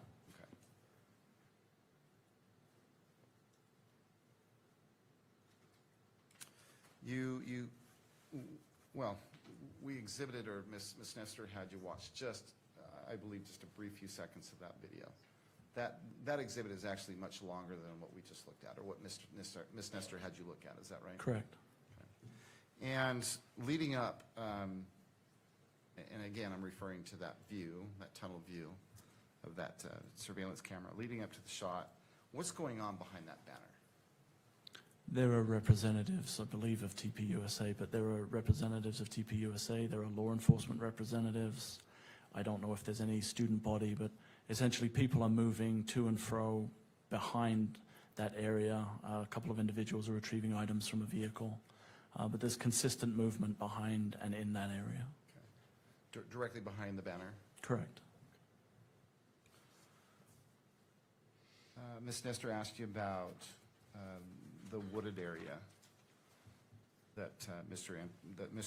Robinson entered. Well, Ms. Nestor brought that up, and I believe your testimony has been, between today and yesterday, that you witnessed Mr. Robinson enter a wooded area on at least 2 occasions. Is that fair to say? Yes, on his second visit to the campus and on the visit where the incident took place. At least on those 2 occasions, did the wooded area that he entered, were they different parts of the wooded area, or was it the same parts of the? They appeared to be the same. You're aware that a rifle was eventually discovered? Yes. And was it your understanding that that rifle was discovered in a wooded area? It was in the wooded area where we believe Mr. Robinson entered the wooded area, yes. And that rifle was discovered on the 10th? Yes. Ms. Nestor asked you about a variety of tips including threats to Mr. Kirk, I think before the event? Yes. And did you follow up on those tips? After tips have been put through a process and been analyzed and screened, anything that appeared to have relevance to either the investigation or a credible threat was managed by the various entities involved, yes. Okay. So managed by law enforcement, so. Correct. Did you personally follow up on any of the tips? I don't think I personally did, but I worked closely with people who did. The point is, I guess, is that those tips were followed up on. Is that fair to say? To the best of our ability, yes. Okay. And then Ms. Nestor also asked you about tips, I believe, of people reporting to police that they felt like they knew who the shooter was. Yes. Okay. So identities of possible shooters. Correct. Did law enforcement follow up on those tips as well? They did.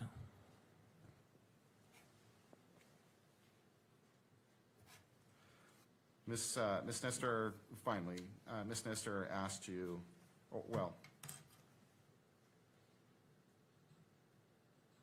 she asked you whether Mr. Robinson voluntarily went to the sheriff's office down in southern Utah. Is that right? Yes. Okay. And that was a Washington County Sheriff's Office. Yes. Okay. You understood that he turned him. Well, he showed up there voluntarily. Is that right? Correct. What was your understanding as to why he was showing up there voluntarily? He had informed, I believe, his immediate family that he had been involved in the shooting and that he wanted to turn himself in. Okay. Nothing further.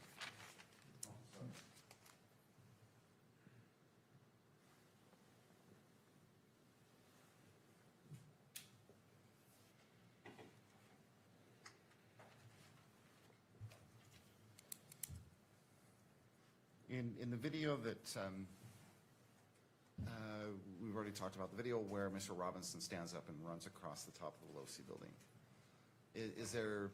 do you notice whether at that point, after he stood up until you see him last, at least in that part of the video, do you notice whether he's walking or running with a limp? He is not.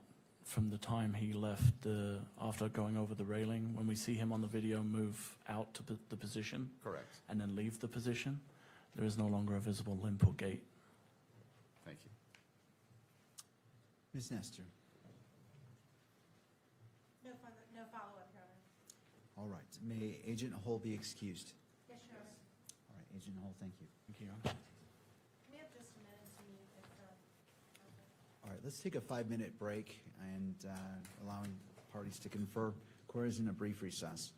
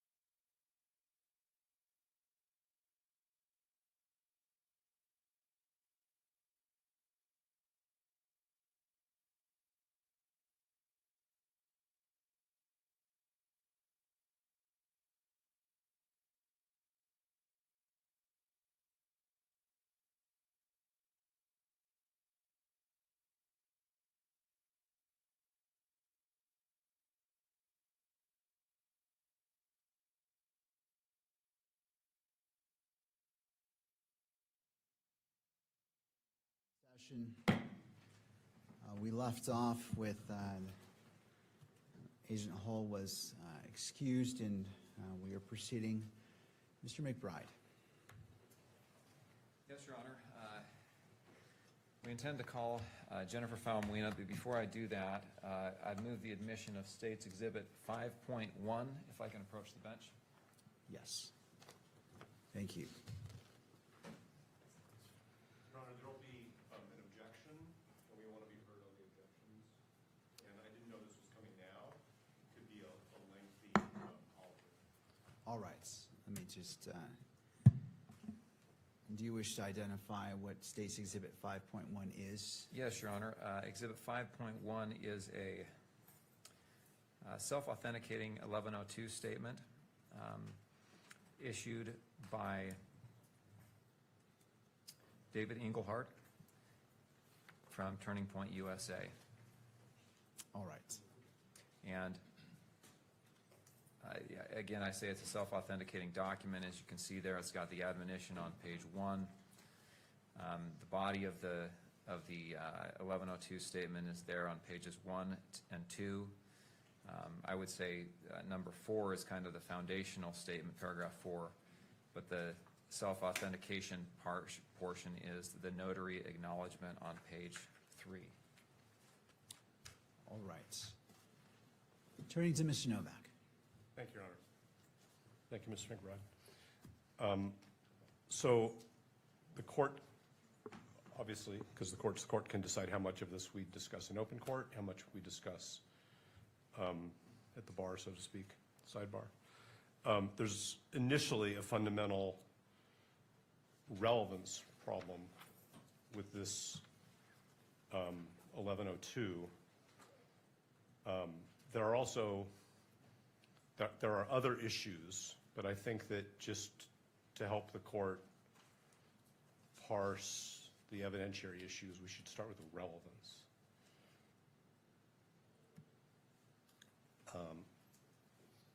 There are sub-issues. There's also a problem under 1102, because if the court looks at the last paragraph of this, Mr. Engelhardt, who is the purported author, refers to himself in the third person, so it's not clear to me who actually wrote this report. And as Your Honor knows, 1102 says that prosecutors are not to assist witnesses in writing their own 1102 reports. That's not my primary concern, although I think it is an important issue because that's what the rules require. But the real question is relevance. And I guess the question is, does the court want me to do the speaking objection, because the court said no speaking objections? Should we approach sidebar? How does the court want to handle it? The people can move their exhibits into evidence whenever they wish. I wasn't aware we were going to do it at this moment. I'm ready to proceed, but the question is how the court wants to handle these objections. I'm prepared to keep going in open court, but it's what the court referred to as a speaking objection. No, I appreciate that. As it relates to, well, so here's my question for you, Mr. Novak, as you're, and again, I appreciate your discretion in highlighting that point. Do you anticipate your argument being of the nature that would defeat the purpose of, if the court does not admit this, that you've already let the cat out of the bag with your argument, or do you feel that you can make your argument without compromising what is in the 1102, so the purpose of if excluding it is still preserved?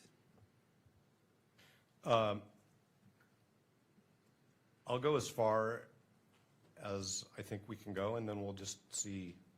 I mean, I do think, I am not trying to conceal from anybody in the courtroom or the public our concerns about relevance. So why don't I, taking the court's lead, go forward publicly with my concerns about relevance. And if we reach a moment where it feels like further argument may deprive Mr. Robinson of his fair trial rights, we can approach. All right, we'll proceed. Okay, so then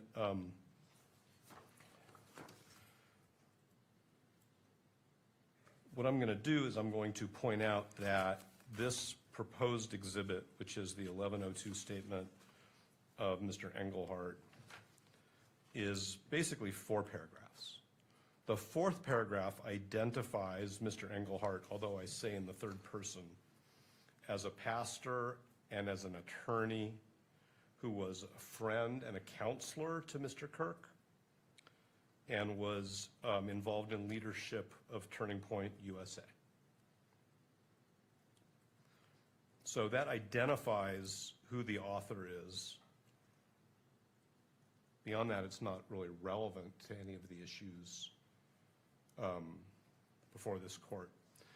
Paragraphs 1, 2, and 3, paragraph 1 talks about Turning Point USA's status with the Internal Revenue Service, the purposes of Turning Point USA within the context of the Internal Revenue Code, and sort of what I'll just refer to generically as the goals and objectives of Turning Point USA. And it also then talks in the 2nd paragraph about Mr. Kirk's relationship with TPUSA. None of this is unknown information, that he was a founder, that he was the chief executive officer, that he was the president of the board until his death. So I'm still not sure what the relevance is, and I guess actually what I should say is I don't believe there is any relevance of any of this information. Paragraphs 2 and 3 are, and actually I'm going to preface this. My discussion of this is within the context of the rules of evidence, and there's nothing that I'm going to say here that is meant to derogate, criticize, question Mr. Engelhardt's beliefs, what he says were Mr. Kirk's beliefs, what Mr. Engelhardt says he believes are tenets of Christianity. That's not what we're talking about. What we're talking about is whether this document is admissible in this proceeding under the rules of evidence. Okay. So paragraphs 2 and 3 include not only Mr. Engelhardt's opinions, and now I'm going from relevance to opinion evidence.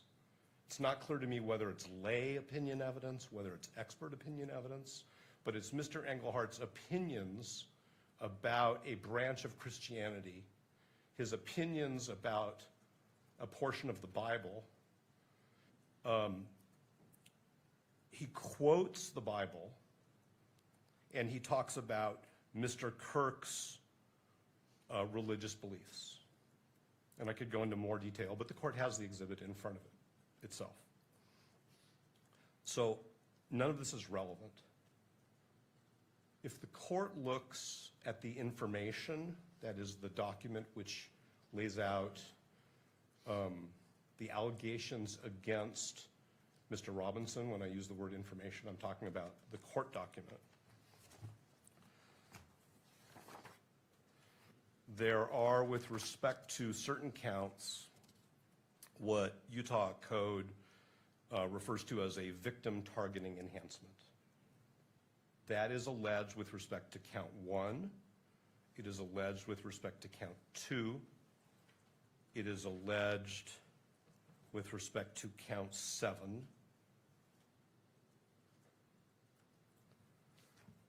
And may I step away just to get my laptop? You may.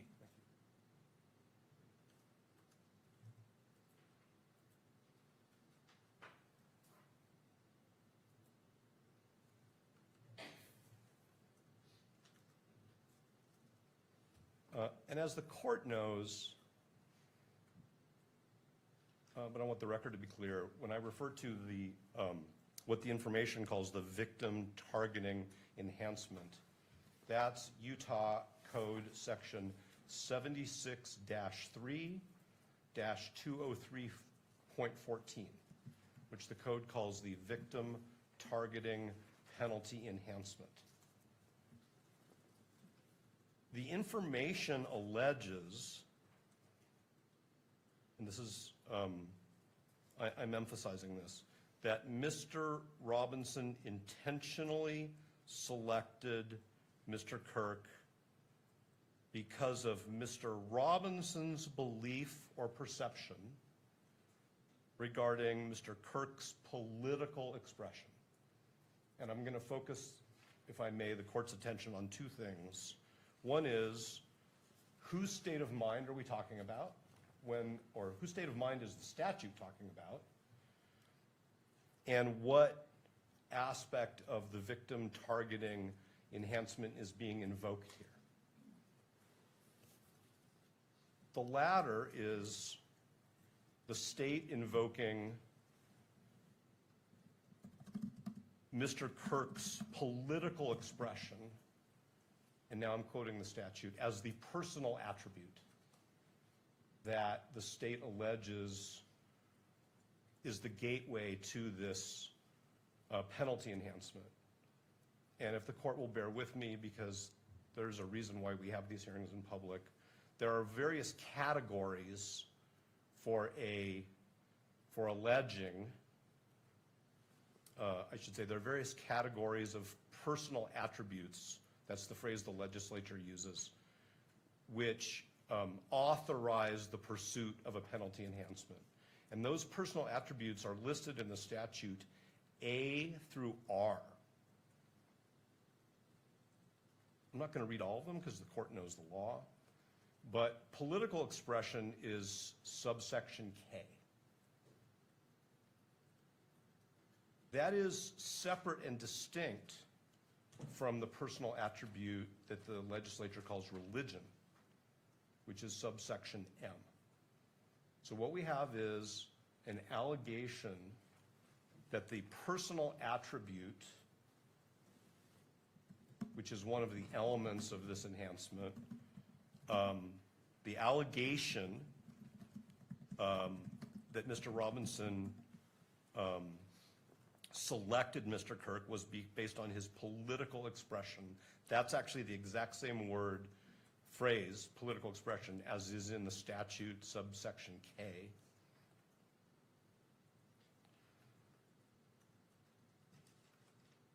The 1102 statement is predominantly about what Mr. Engelhardt describes as traditional Orthodox Christian values that he believes in, that he believes Mr. Kirk believed in. And I understand in today's world that there is a crossover between religion and politics. I think we can all acknowledge that. But the legislature and the information here are focused on political expression. So I'm concerned that the 1102 statement of Mr. Engelhardt goes far beyond the scope of what would be admissible if the state has it to prove that Mr. Robinson targeted Mr. Kirk because of Mr. Robinson's belief or perception concerning Mr. Kirk's political expression. The second element of this is that the victim targeting enhancement focuses on the allegation of what is in Mr. Robinson's state of mind, not what is in Mr. Kirk's views or deeply held beliefs, sincere religious beliefs. And so the evidence that the state needs to present is not what Mr. Kirk believed or said or what TPUSA stood for. It's what was in Mr. Robinson's head, if anything, about selecting Mr. Kirk because of Mr. Kirk's political expression, because that's the information. So why TPUSA exists, what its founding beliefs are, what its leaders' beliefs are, what Mr. Engelhardt believes Christianity is or is not relevant. And that's why we think it should not be received into evidence. There's a second level here which is Mr. Englehart's statements about what is in the Bible, specifically Matthew chapter 9. And so I would just ask this court the hypothetical question. If the state asked the court to take judicial notice of a portion of the Bible in order to prove this enhancement, because I can't see where else it fits into this case, I think, if I may, the answer would be no, it's not relevant. So instead, what we have is the state trying to use the affidavit of Mr. Engelhardt pursuant to 1102 to get the court to essentially receive into evidence the same information. It doesn't really matter here, in this proceeding, what the book of Matthew says. It doesn't matter what Mr. Engelhardt thinks, and again, I say this with all due respect to Mr. Engelhardt, who I've never met, the book of Matthew means, or how one reconciles the book of Matthew as he sees it with other views on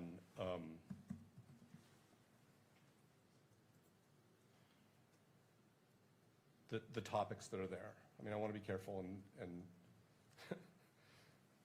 not suggest what other views are, because I shouldn't be testifying about different perspectives within the sort of the heading of religion.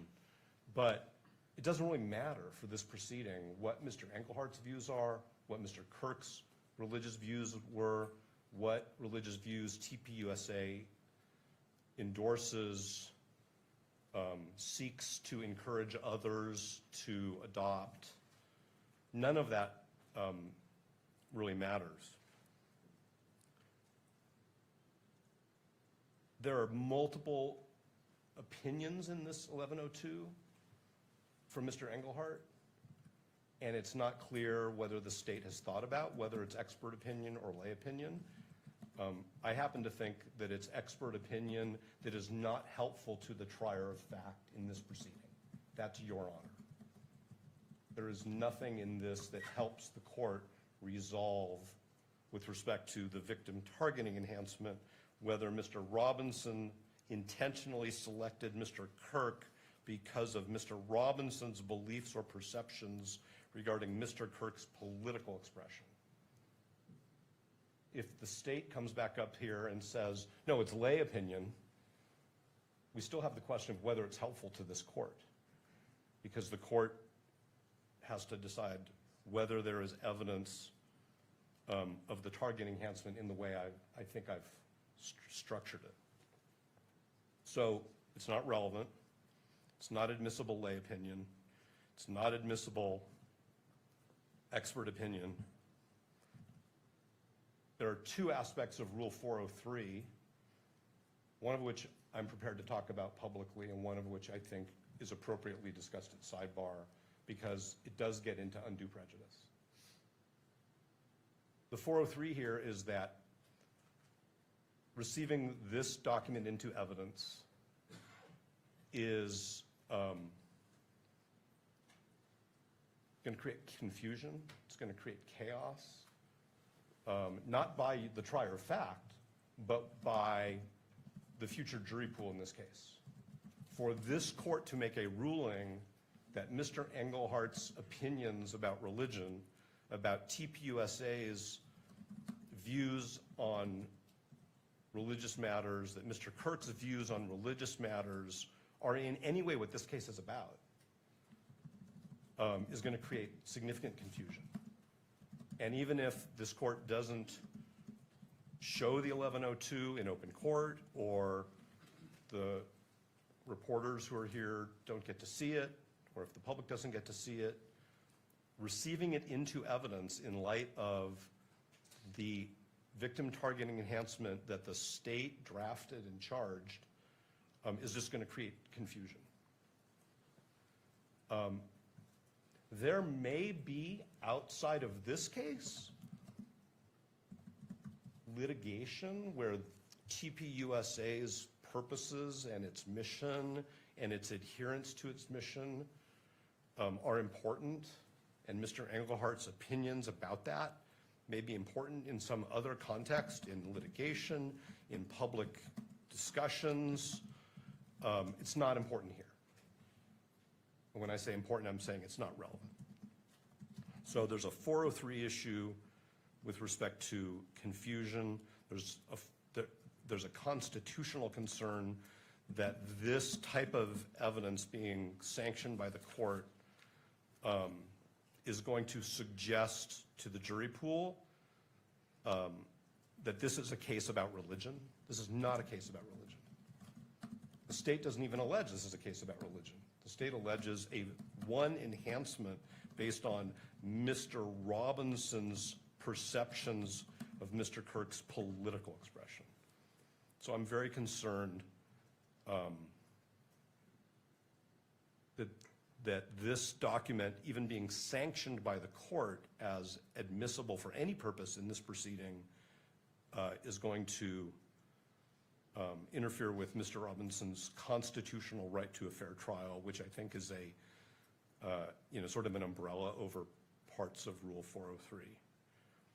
If at the time, if there is a trial, if Mr. Robinson is bound over, and if there is a trial, and if the state wants to proffer Mr. Engelhardt for some specific evidentiary purpose that I'm missing, then we can engage in that. But it seems to me that it's, again, a mixture of lay and expert opinion, which at this stage is more prejudicial than probative. The other part of the 403 issue we can discuss at sidebar whenever the court's ready. Thank you, Mr. Novak. Turning to the state. And so just to give an overview, what I'm intending to do is address what Mr. Novak has presented, the state respond. I may have some questions limited to what's been presented now. Of course, that doesn't preclude addressing the second portion of that in whatever means is necessary to protect constitutional rights. But we're just focused on this portion right now. Understood. Thank you. Mr. McBride.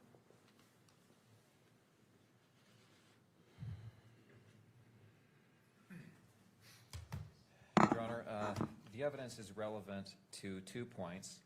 One is to the defendant's motive, which is not an element of the offense, but nonetheless is powerful evidence, persuasive evidence.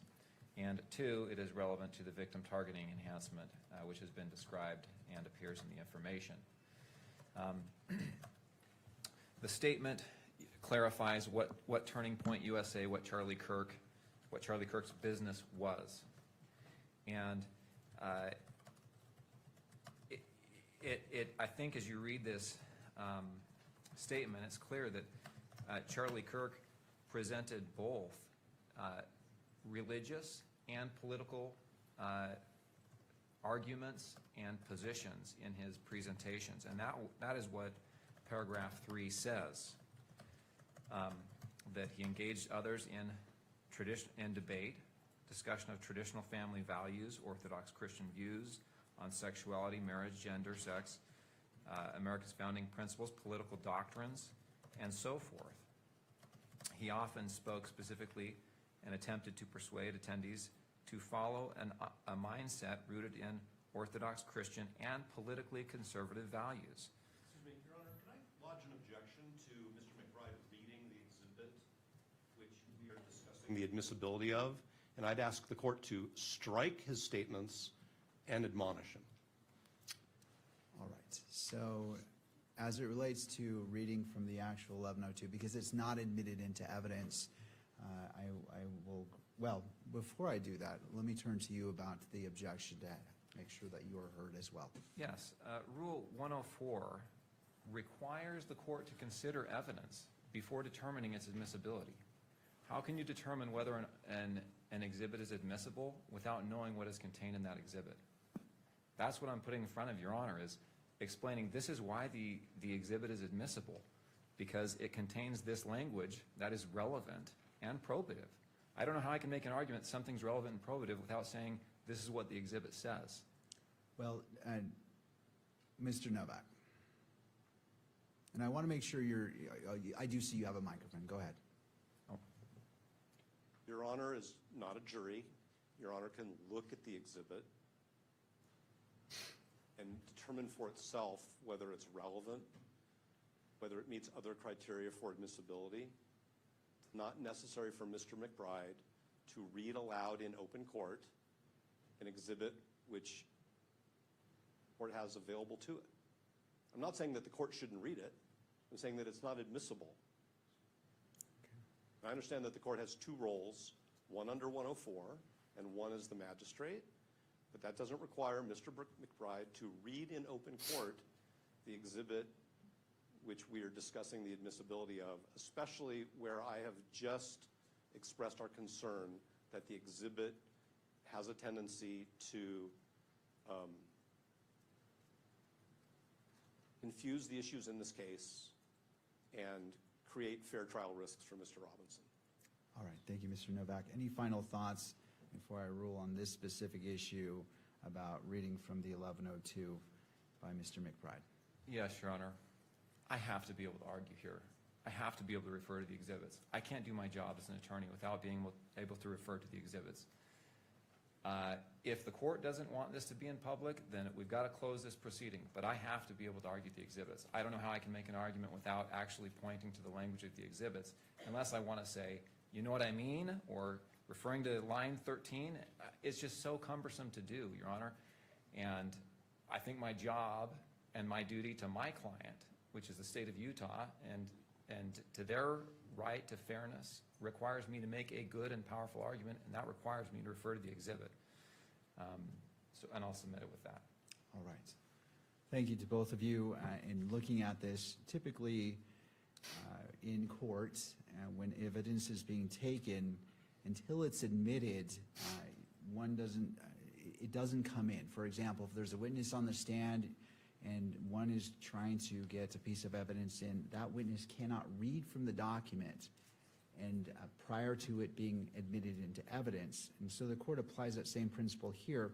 However, the difference is, in noting Mr. Novak was drawing points from this specifically, he mentioned Matthew, I believe, chapter 19, and talking about certain points in here specifically. There is room for it to be mentioned in argument in order for the court to fully consider what's before it. I'm going to sustain Mr. Novak's objection and simply say, if you want to talk about it conceptually, talk about the points, you certainly may, but simply reading from it exactly, saying, and I understand, I don't want to constrain either party from being able to make their full argument, but quoting from it in open court, I fear does risk issues to the constitutional rights of the parties.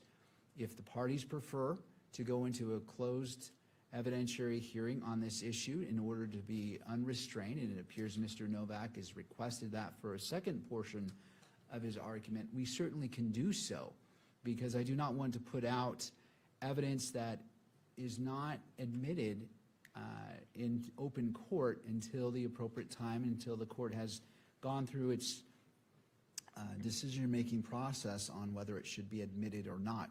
So to the parties, if you feel you can move forward on this first portion of it, I'm happy to entertain that argument. If the parties feel at this point, at this juncture, that a closed evidentiary hearing is needed in order to fully explore all the issues, I will leave it to the parties, because I don't know your arguments, and I don't want to constrain you from saying, well, I don't know what you're going to say, but I can't read your minds, and the court will stay in its lane to ensure that it's in the proper judicial role. So the objection has been sustained to Mr. McBride in regards to your response, the rebuttal to the argument by Mr. Novak. What is your request? Yes, Your Honor. I do not believe it's necessary to close this hearing. I would argue against closing the hearing on the admissibility of this exhibit. However, the court needs to rule on that issue before I launch into the fullness of my argument, because I do not want to be admonished for discussing an item that I'm asking to be admitted into evidence in public. So I would ask the court to make a ruling on the closure of the argument about the admissibility of this hearing so that I can make that argument unconstrained. And after that time, I will, if the court rules on that, I will make my full argument. All right, well, what I'm trying to do is, you've heard the reasoning of the court. I don't want to constrain you. If you're saying, as you stated, that you want to best represent your client, and every attorney should be doing that, that is your duty, I don't want, if you feel that closing this hearing to the public is necessary in order for you to fulfill your duty, the court will entertain that. But I can't have it both ways. If you want me to close the hearing in order for you to be fully, be able to argue freely as you feel you need to, I will entertain that. But I don't want to say, well, I'm not going to close the hearing, and then suddenly the issue is, well, I wasn't able to make a full argument. And so do you need a closed hearing to make a full argument to best represent your client? I think defense counsel is asking to close the hearing so that the argument can be made without the public seeing it. I do not want to close the hearing. I do not believe it's necessary to close the hearing. That's not my motion. I do, however, want to make a full argument that requires me to rely on the evidence and quote the evidence as I have done. That's my position. If I am not permitted to quote the evidence in my argument, then we need to decide whether or not this hearing should be closed. I would oppose closing it, but I do think it's necessary for me to quote the evidence. All right. Are you able to make your full argument to the best of your ability to best represent your client by simply referring to the paragraphs and to the lines so it is clear to the court what you're talking about? There's no ambiguity without quoting it verbatim in open court.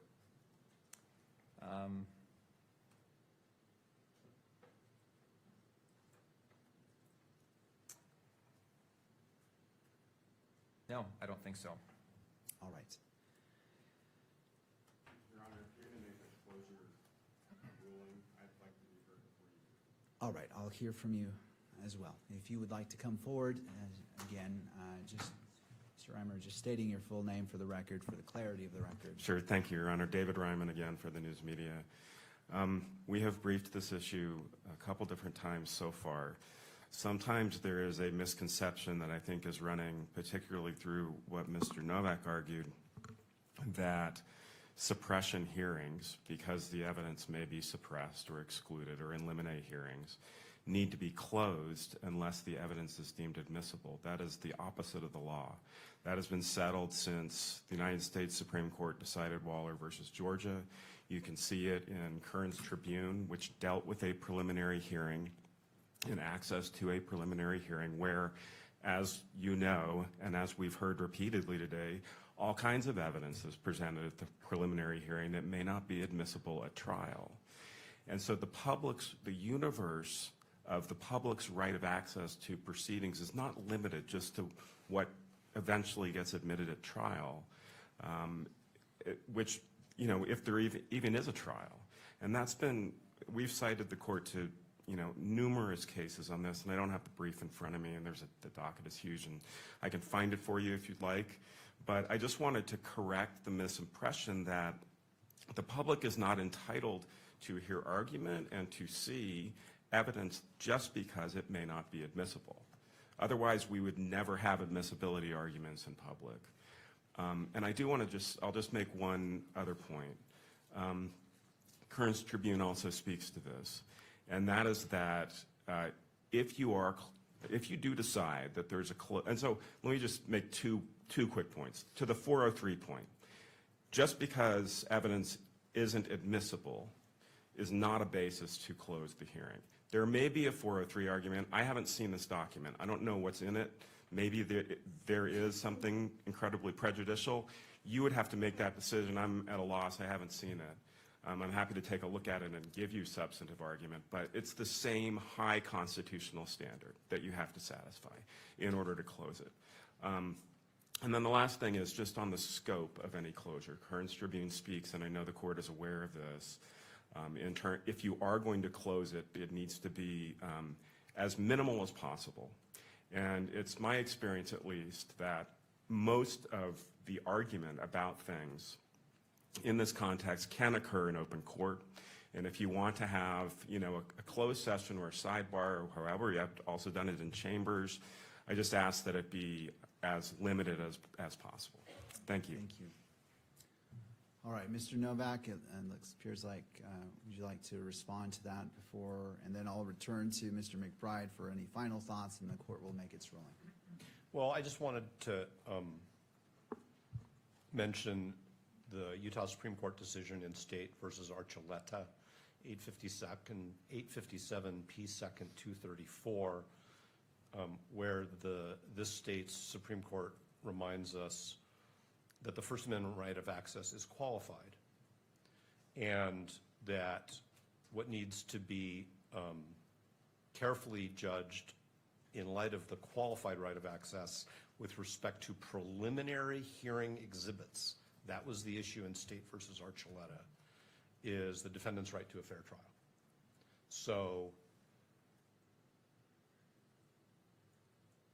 we're in this slightly twilight zone situation where counsel for the media is saying, even if the court has decided that the exhibits are not going to be made available for copying and inspection, and the court may decide that this exhibit is either not admissible or admissible for the court's eyes only, counsel for the media is counseling that the court permit Mr. McBride to read the exhibit verbatim in open court. And that basically defeats all of those principles. So I don't think that's the correct path. Counsel for the media is correct that the court's sealing or closure should be narrowly tailored. And the 403 issue, which we are prepared only to discuss because of the sequencing of things in this case, in this proceeding, we're only prepared to discuss at sidebar, has to do with potential future evidence that the court may receive in this hearing, or it may not. So I'm not going to address other 403 issues in open court.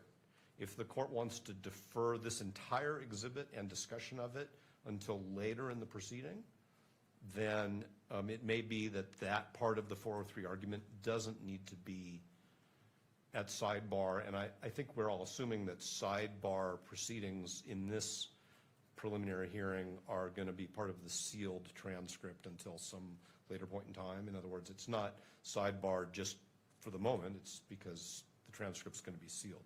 So it very well may be that taking this issue up at a later point in time in this proceeding eliminates the need, from our perspective, for that 403 issue to be discussed at sidebar, or at what counsel for the media says in a closed proceeding. However, I agree with the court that Mr.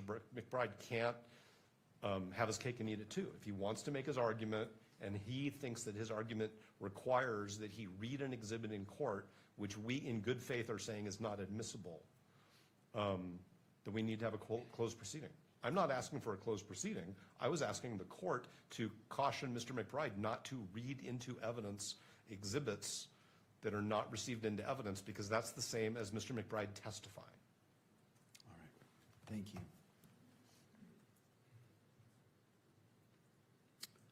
Anything further, Mr. McBride? Just to note, I have not made my full argument on admissibility, that's all. All right. All right, I appreciate the arguments by the parties. This is clearly something that's very important to you all and is important for this case, as is every piece of potential evidence. I note that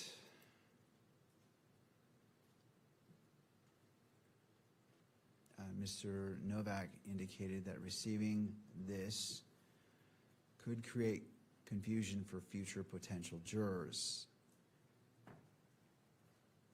and that he mentioned that it could suggest to a potential jury pool that this case is about religion. However, what is happening at a preliminary hearing is far different than what happens at a jury trial. The magistrate, myself, is the fact finder, and whether something becomes admissible at trial is far different than what is admissible at a preliminary hearing. The purposes are different, the standards are different, and different steps need to be followed. Something could become admissible at a jury trial, but given the nature of a jury trial, more steps are necessary. Under Rule 1102, one of the major differences is that reliable hearsay is allowed in a preliminary hearing under the Utah Constitution and under the Rules of Evidence 1102. That is far different than what would happen at a jury trial. Taking this into consideration, I look to the information, going to the very beginning, whether this is relevant. And as noted by counsel, looking to count 1, which is squarely before the court, to determine probable cause at the end of this proceeding. And the court is not weighing in whether it will reach that or not. It's not predetermining anything. But what is before this court under count 1, aggravated murder, which is a capital offense, victim targeting enhancement in violation of Utah Code Annotated 76-3-203.14 sub 2, Tyler James Robinson intentionally selected Charlie Kirk because of Tyler James Robinson's belief or perception regarding Charlie Kirk's political expression. And so, if that was not here, this enhancement, and it also goes to count 2, felony discharge of a firearm causing serious bodily injury.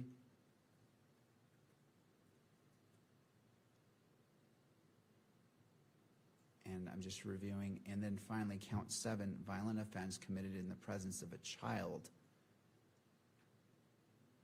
where the victim targeting enhancement also is in play. Because that is part of the information that's squarely before the court, this becomes relevant. Now, trying to determine what is political expression versus religious expression, that goes into different grounds, but at this point, the court finds it is relevant for consideration, and for at the very least for argument. What the court is going to rule is that the need for a closed hearing is not been met at this point, because what needs to be shown is prejudice, or that the exhibit contains inflammatory information that would prejudice the jury pool. That begins the path where we can consider closing the hearing from the public. However, that's not what's before the court, nor has the court heard that. And so the ruling of the court is, previously I sustained Mr. Novak's objection, and the court will expound upon that Mr. McBride in his argument cannot read the entirety of State's Exhibit 5.1. Can he reference points of it and specifically quote certain points? The court rules that he can, just as Mr. Novak pulled from this, and it was broad, but he quoted Matthew chapter 19. He stated that this came from the Bible. He talked about the going from paragraph 1 where he quoted, or at least drew from, about the Internal Revenue Service and the type of business. And so there is grounds for that to occur in order for the court to consider the argument fully and making the determination whether it is relevant and should be admissible. Therefore, the court rules that Mr. McBride can continue in his arguments in order that the court can make its determination whether State's Exhibit 5.1 is admissible or not.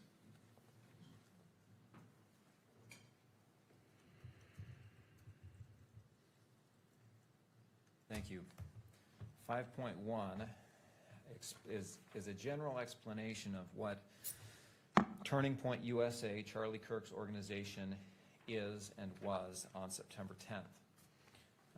The exhibit describes the events that Turning Point USA holds,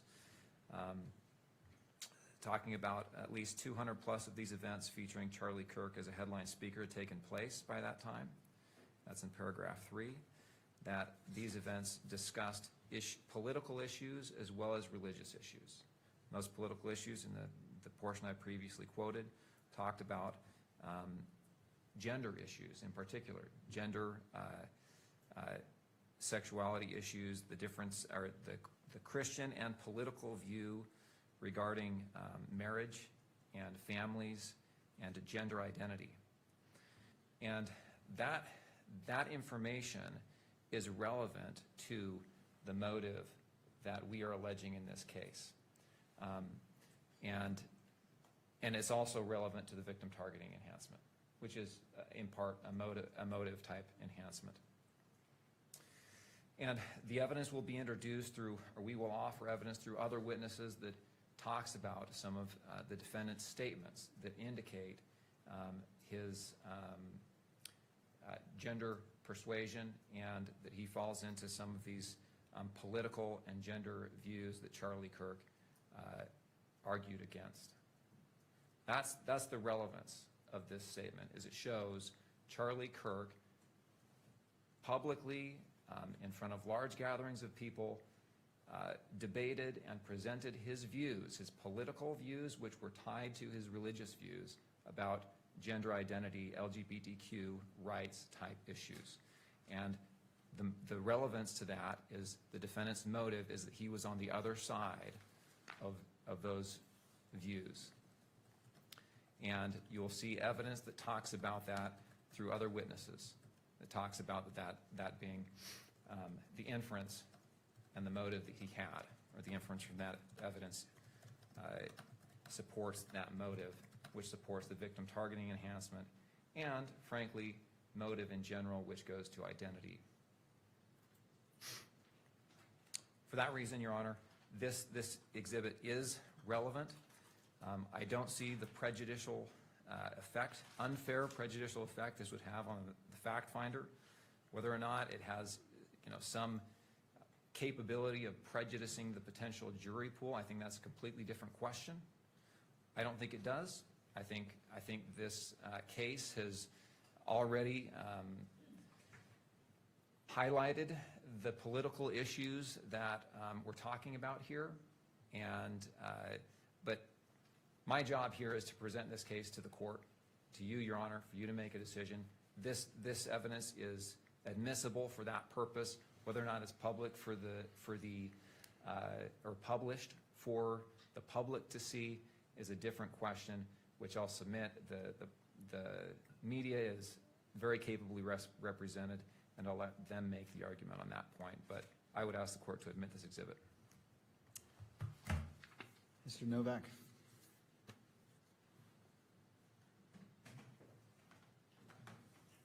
Thank you, Your Honor. For the state to argue that this exhibit says anything about Mr. Robinson's state of mind should be rejected out of hand. This exhibit does not say anything about Mr. Robinson's state of mind, and that's what motive is, and that's what the victim targeting enhancement adopted by the legislature focuses on, is the defendant's perception. If Mr.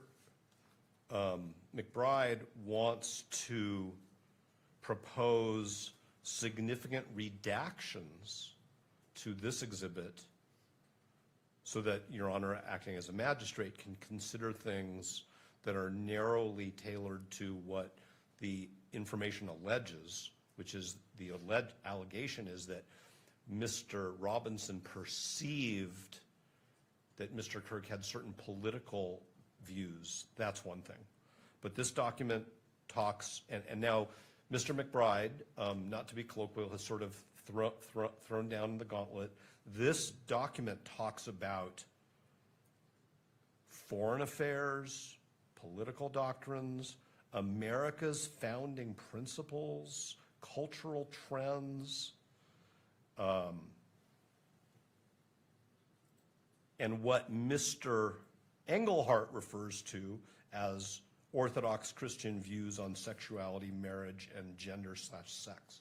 So this document goes way beyond what the state just flagged for the entire world is their view of Mr. Robinson's motive, which has something to do with gender identity, gender ideology, and sexuality. That's what Mr. McBride has just said this case is all about. This document goes way beyond that, and that's why it's not admissible. There may, as I said, be other evidence which Mr. McBride and the state want to rely upon, which they haven't presented yet, and Mr. McBride hinted at that. So I think that it's not admissible at this point in time. I don't think it's relevant in the sense of has a tendency to make a fact of consequence more or less true. That's the definition of relevance. So how does this court go from what the state has to establish, which is motive, or well, actually the state doesn't have to establish motive. Motive is not an element of the offense. But at least with respect to the victim enhancement, according to the legislature, the question is what is in Mr. Robinson's state of mind? The other thing I want to say is that Mr. McBride did not address the admissibility of these opinions. Now, the court talked about 1102, but 1102 doesn't resolve all of the other rules of evidence. It's just a gateway for an affidavit. So what we have in this document are what I think are purport to be untested expert opinions or at least lay opinions. And the question is, under the rules of evidence, is whether this document is helpful to the court when it makes a determination about whether Mr. Robinson perceived that Mr. Kirk had certain political views. So where is the evidence that Mr. Robinson, in this document, that Mr. Robinson was aware of Mr. Kirk's political views? Where is the evidence in this document that Mr. Robinson had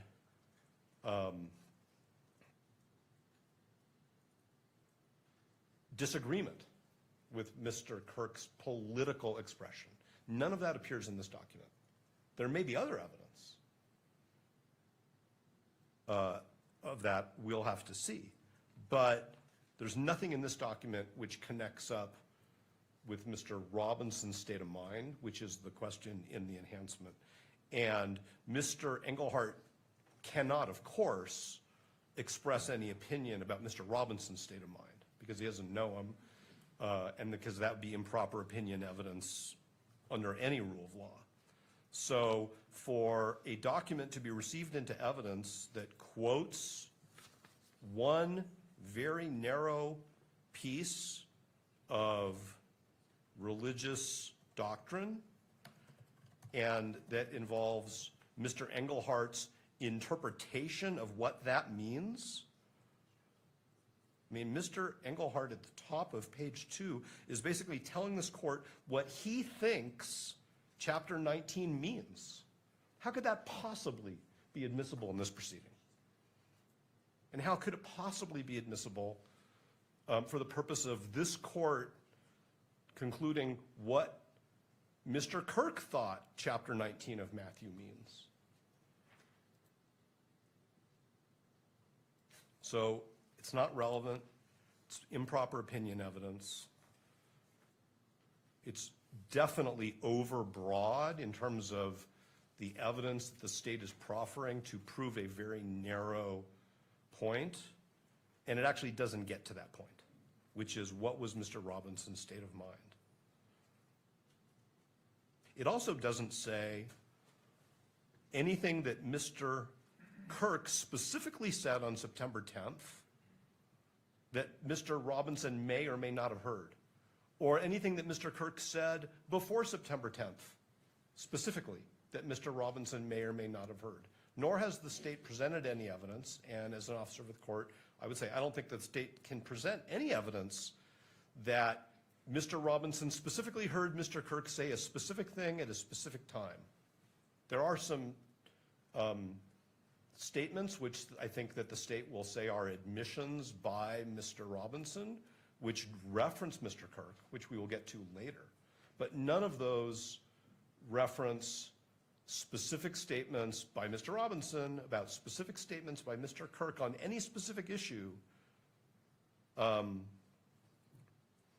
that would even make a piece of of this relevant. So I'm pretty sure that I've reached that point where anything more I say, I'm going to be repeating myself, and so I'm just going to stop unless the court has questions. I don't, thank you. Well, I do have a question as it relates to political expressions. Does religion or gender intersect with political expressions? I think that's a great question, but probably not a question to be answered by me in this proceeding. That's actually a really, really complicated question that the state wants the court to say is a simple yes. All right. Because I don't want to be the expert. I mean, the court's basically asking me to testify. I'm not trying to be flippant. The court is asking me to testify about where religion and politics intersect. And that's a fascinating question. The question here is whether this document, the way it's presented, the way it was written, is admissible under relevance and expert 701, 702 rules of evidence to prove what Mr. McBride says the state, what he acknowledges the state has to prove, which is that Mr. Robinson had a state of mind which was, let's just say, hostile to Mr. Kirk's political expression. And I don't think that this court should be deciding, based on the record before it, where, if at all, politics and religion intersect. I mean, if the court needs to resolve that issue, then the court also needs to resolve the question of which religious philosophy are we talking about? Well, Mr. Novak, I bring that up because you mentioned it. You said you cited directly to the enhancement. You said political expression, and then you went to the Bible itself. And so it appeared to the court that you put it into play. So I just wanted to get a little bit of guidance from your position. And so that's the reason for the question. No, I totally appreciate the question. I'm not suggesting, Your Honor, that there's a problem with the question. Any question that the court asks is a question that counsel should take seriously. The legislature separates in the statute religion and political expression. The state selected the victim targeting enhancement based on political expression only. Now the state wants to I didn't bring Matthew in. The state is bringing Matthew in through Mr. Engelhardt. I didn't bring the Bible to this courtroom, the state brought it. And that concerns me greatly because the state is turning this into a question of whether Mr. Robinson's views, identity, life are anti-Christian. And that's a huge problem. And the state has created that problem. And this hearing is being broadcast to the entire jury pool. And that's what Mr. McBride just did, is he turned this case into whether Mr. Robinson's life is inconsistent with what Mr. Engelhardt calls Orthodox Christian views. I'm going to just stop right here because I think the court knows what the problem is. Thank you. All right, anything further before the court makes its ruling? I appreciate the in-depth argument and the passion behind the argument. You are advocating for your clients, and I respect that. Yeah, Your Honor, I'd just say it provides context for the defendant's state of mind. All right. That's all. All right, in making this determination whether it's admissible or not, I'm going to start at the beginning, which is this. This is a preliminary hearing. The purpose is to determine whether the state has established probable cause to believe a crime was committed and that Mr. Robinson committed it. As it relates to this case, as I turn to relevance, I turn to the information as previously stated, and is this relevant, what is before me? And without indicating my decision on probable cause, because I am not at that point, I'm withholding all decision-making until all evidence is properly before me. And so in this ruling, it is not indicating either direction that the court is heading. However, the court finds that it is relevant as it relates to the victim targeting enhancement, as it relates to Charlie Kirk's political expression, and the court recognizes the argument made by defense in regards to state of mind. And it is because of both arguments that the court finds that the court is ruling that it is provisionally admitted into evidence. And at such point, when it becomes relevant, based off what Mr. Novak has talked about Mr. Robinson's state of mind about Mr. Kirk's political beliefs, then at that point, whether it is admitted or not into evidence will be decided upon. So as of right now, it is provisionally admitted. Because of that stance, it will not be published to the courtroom or media, but both parties can weigh in on that when this is brought up again, and the request for it to be fully admitted is made by either party. Then the court will re-examine whether it should be published at that time to those in the courtroom and to whether that is displayed or filmed by the camera. All right, let us proceed. Well, let us proceed to lunch because it is now 12:40. It seems like a natural place to stop. I believe everyone looks like they need a lunch break. So let's go ahead and break for lunch. Let's come back at 1:15. Well, I need to give you a full lunch here. I need to do my lawyer math and see what that would bring us to. So it's 12:40. Let's come back at 1:45 for lunch. All right. Any party need the benefit of the record before we break for lunch? Not from the state, Judge. No, Your Honor. All right. Court is in recess until 1:45. All right.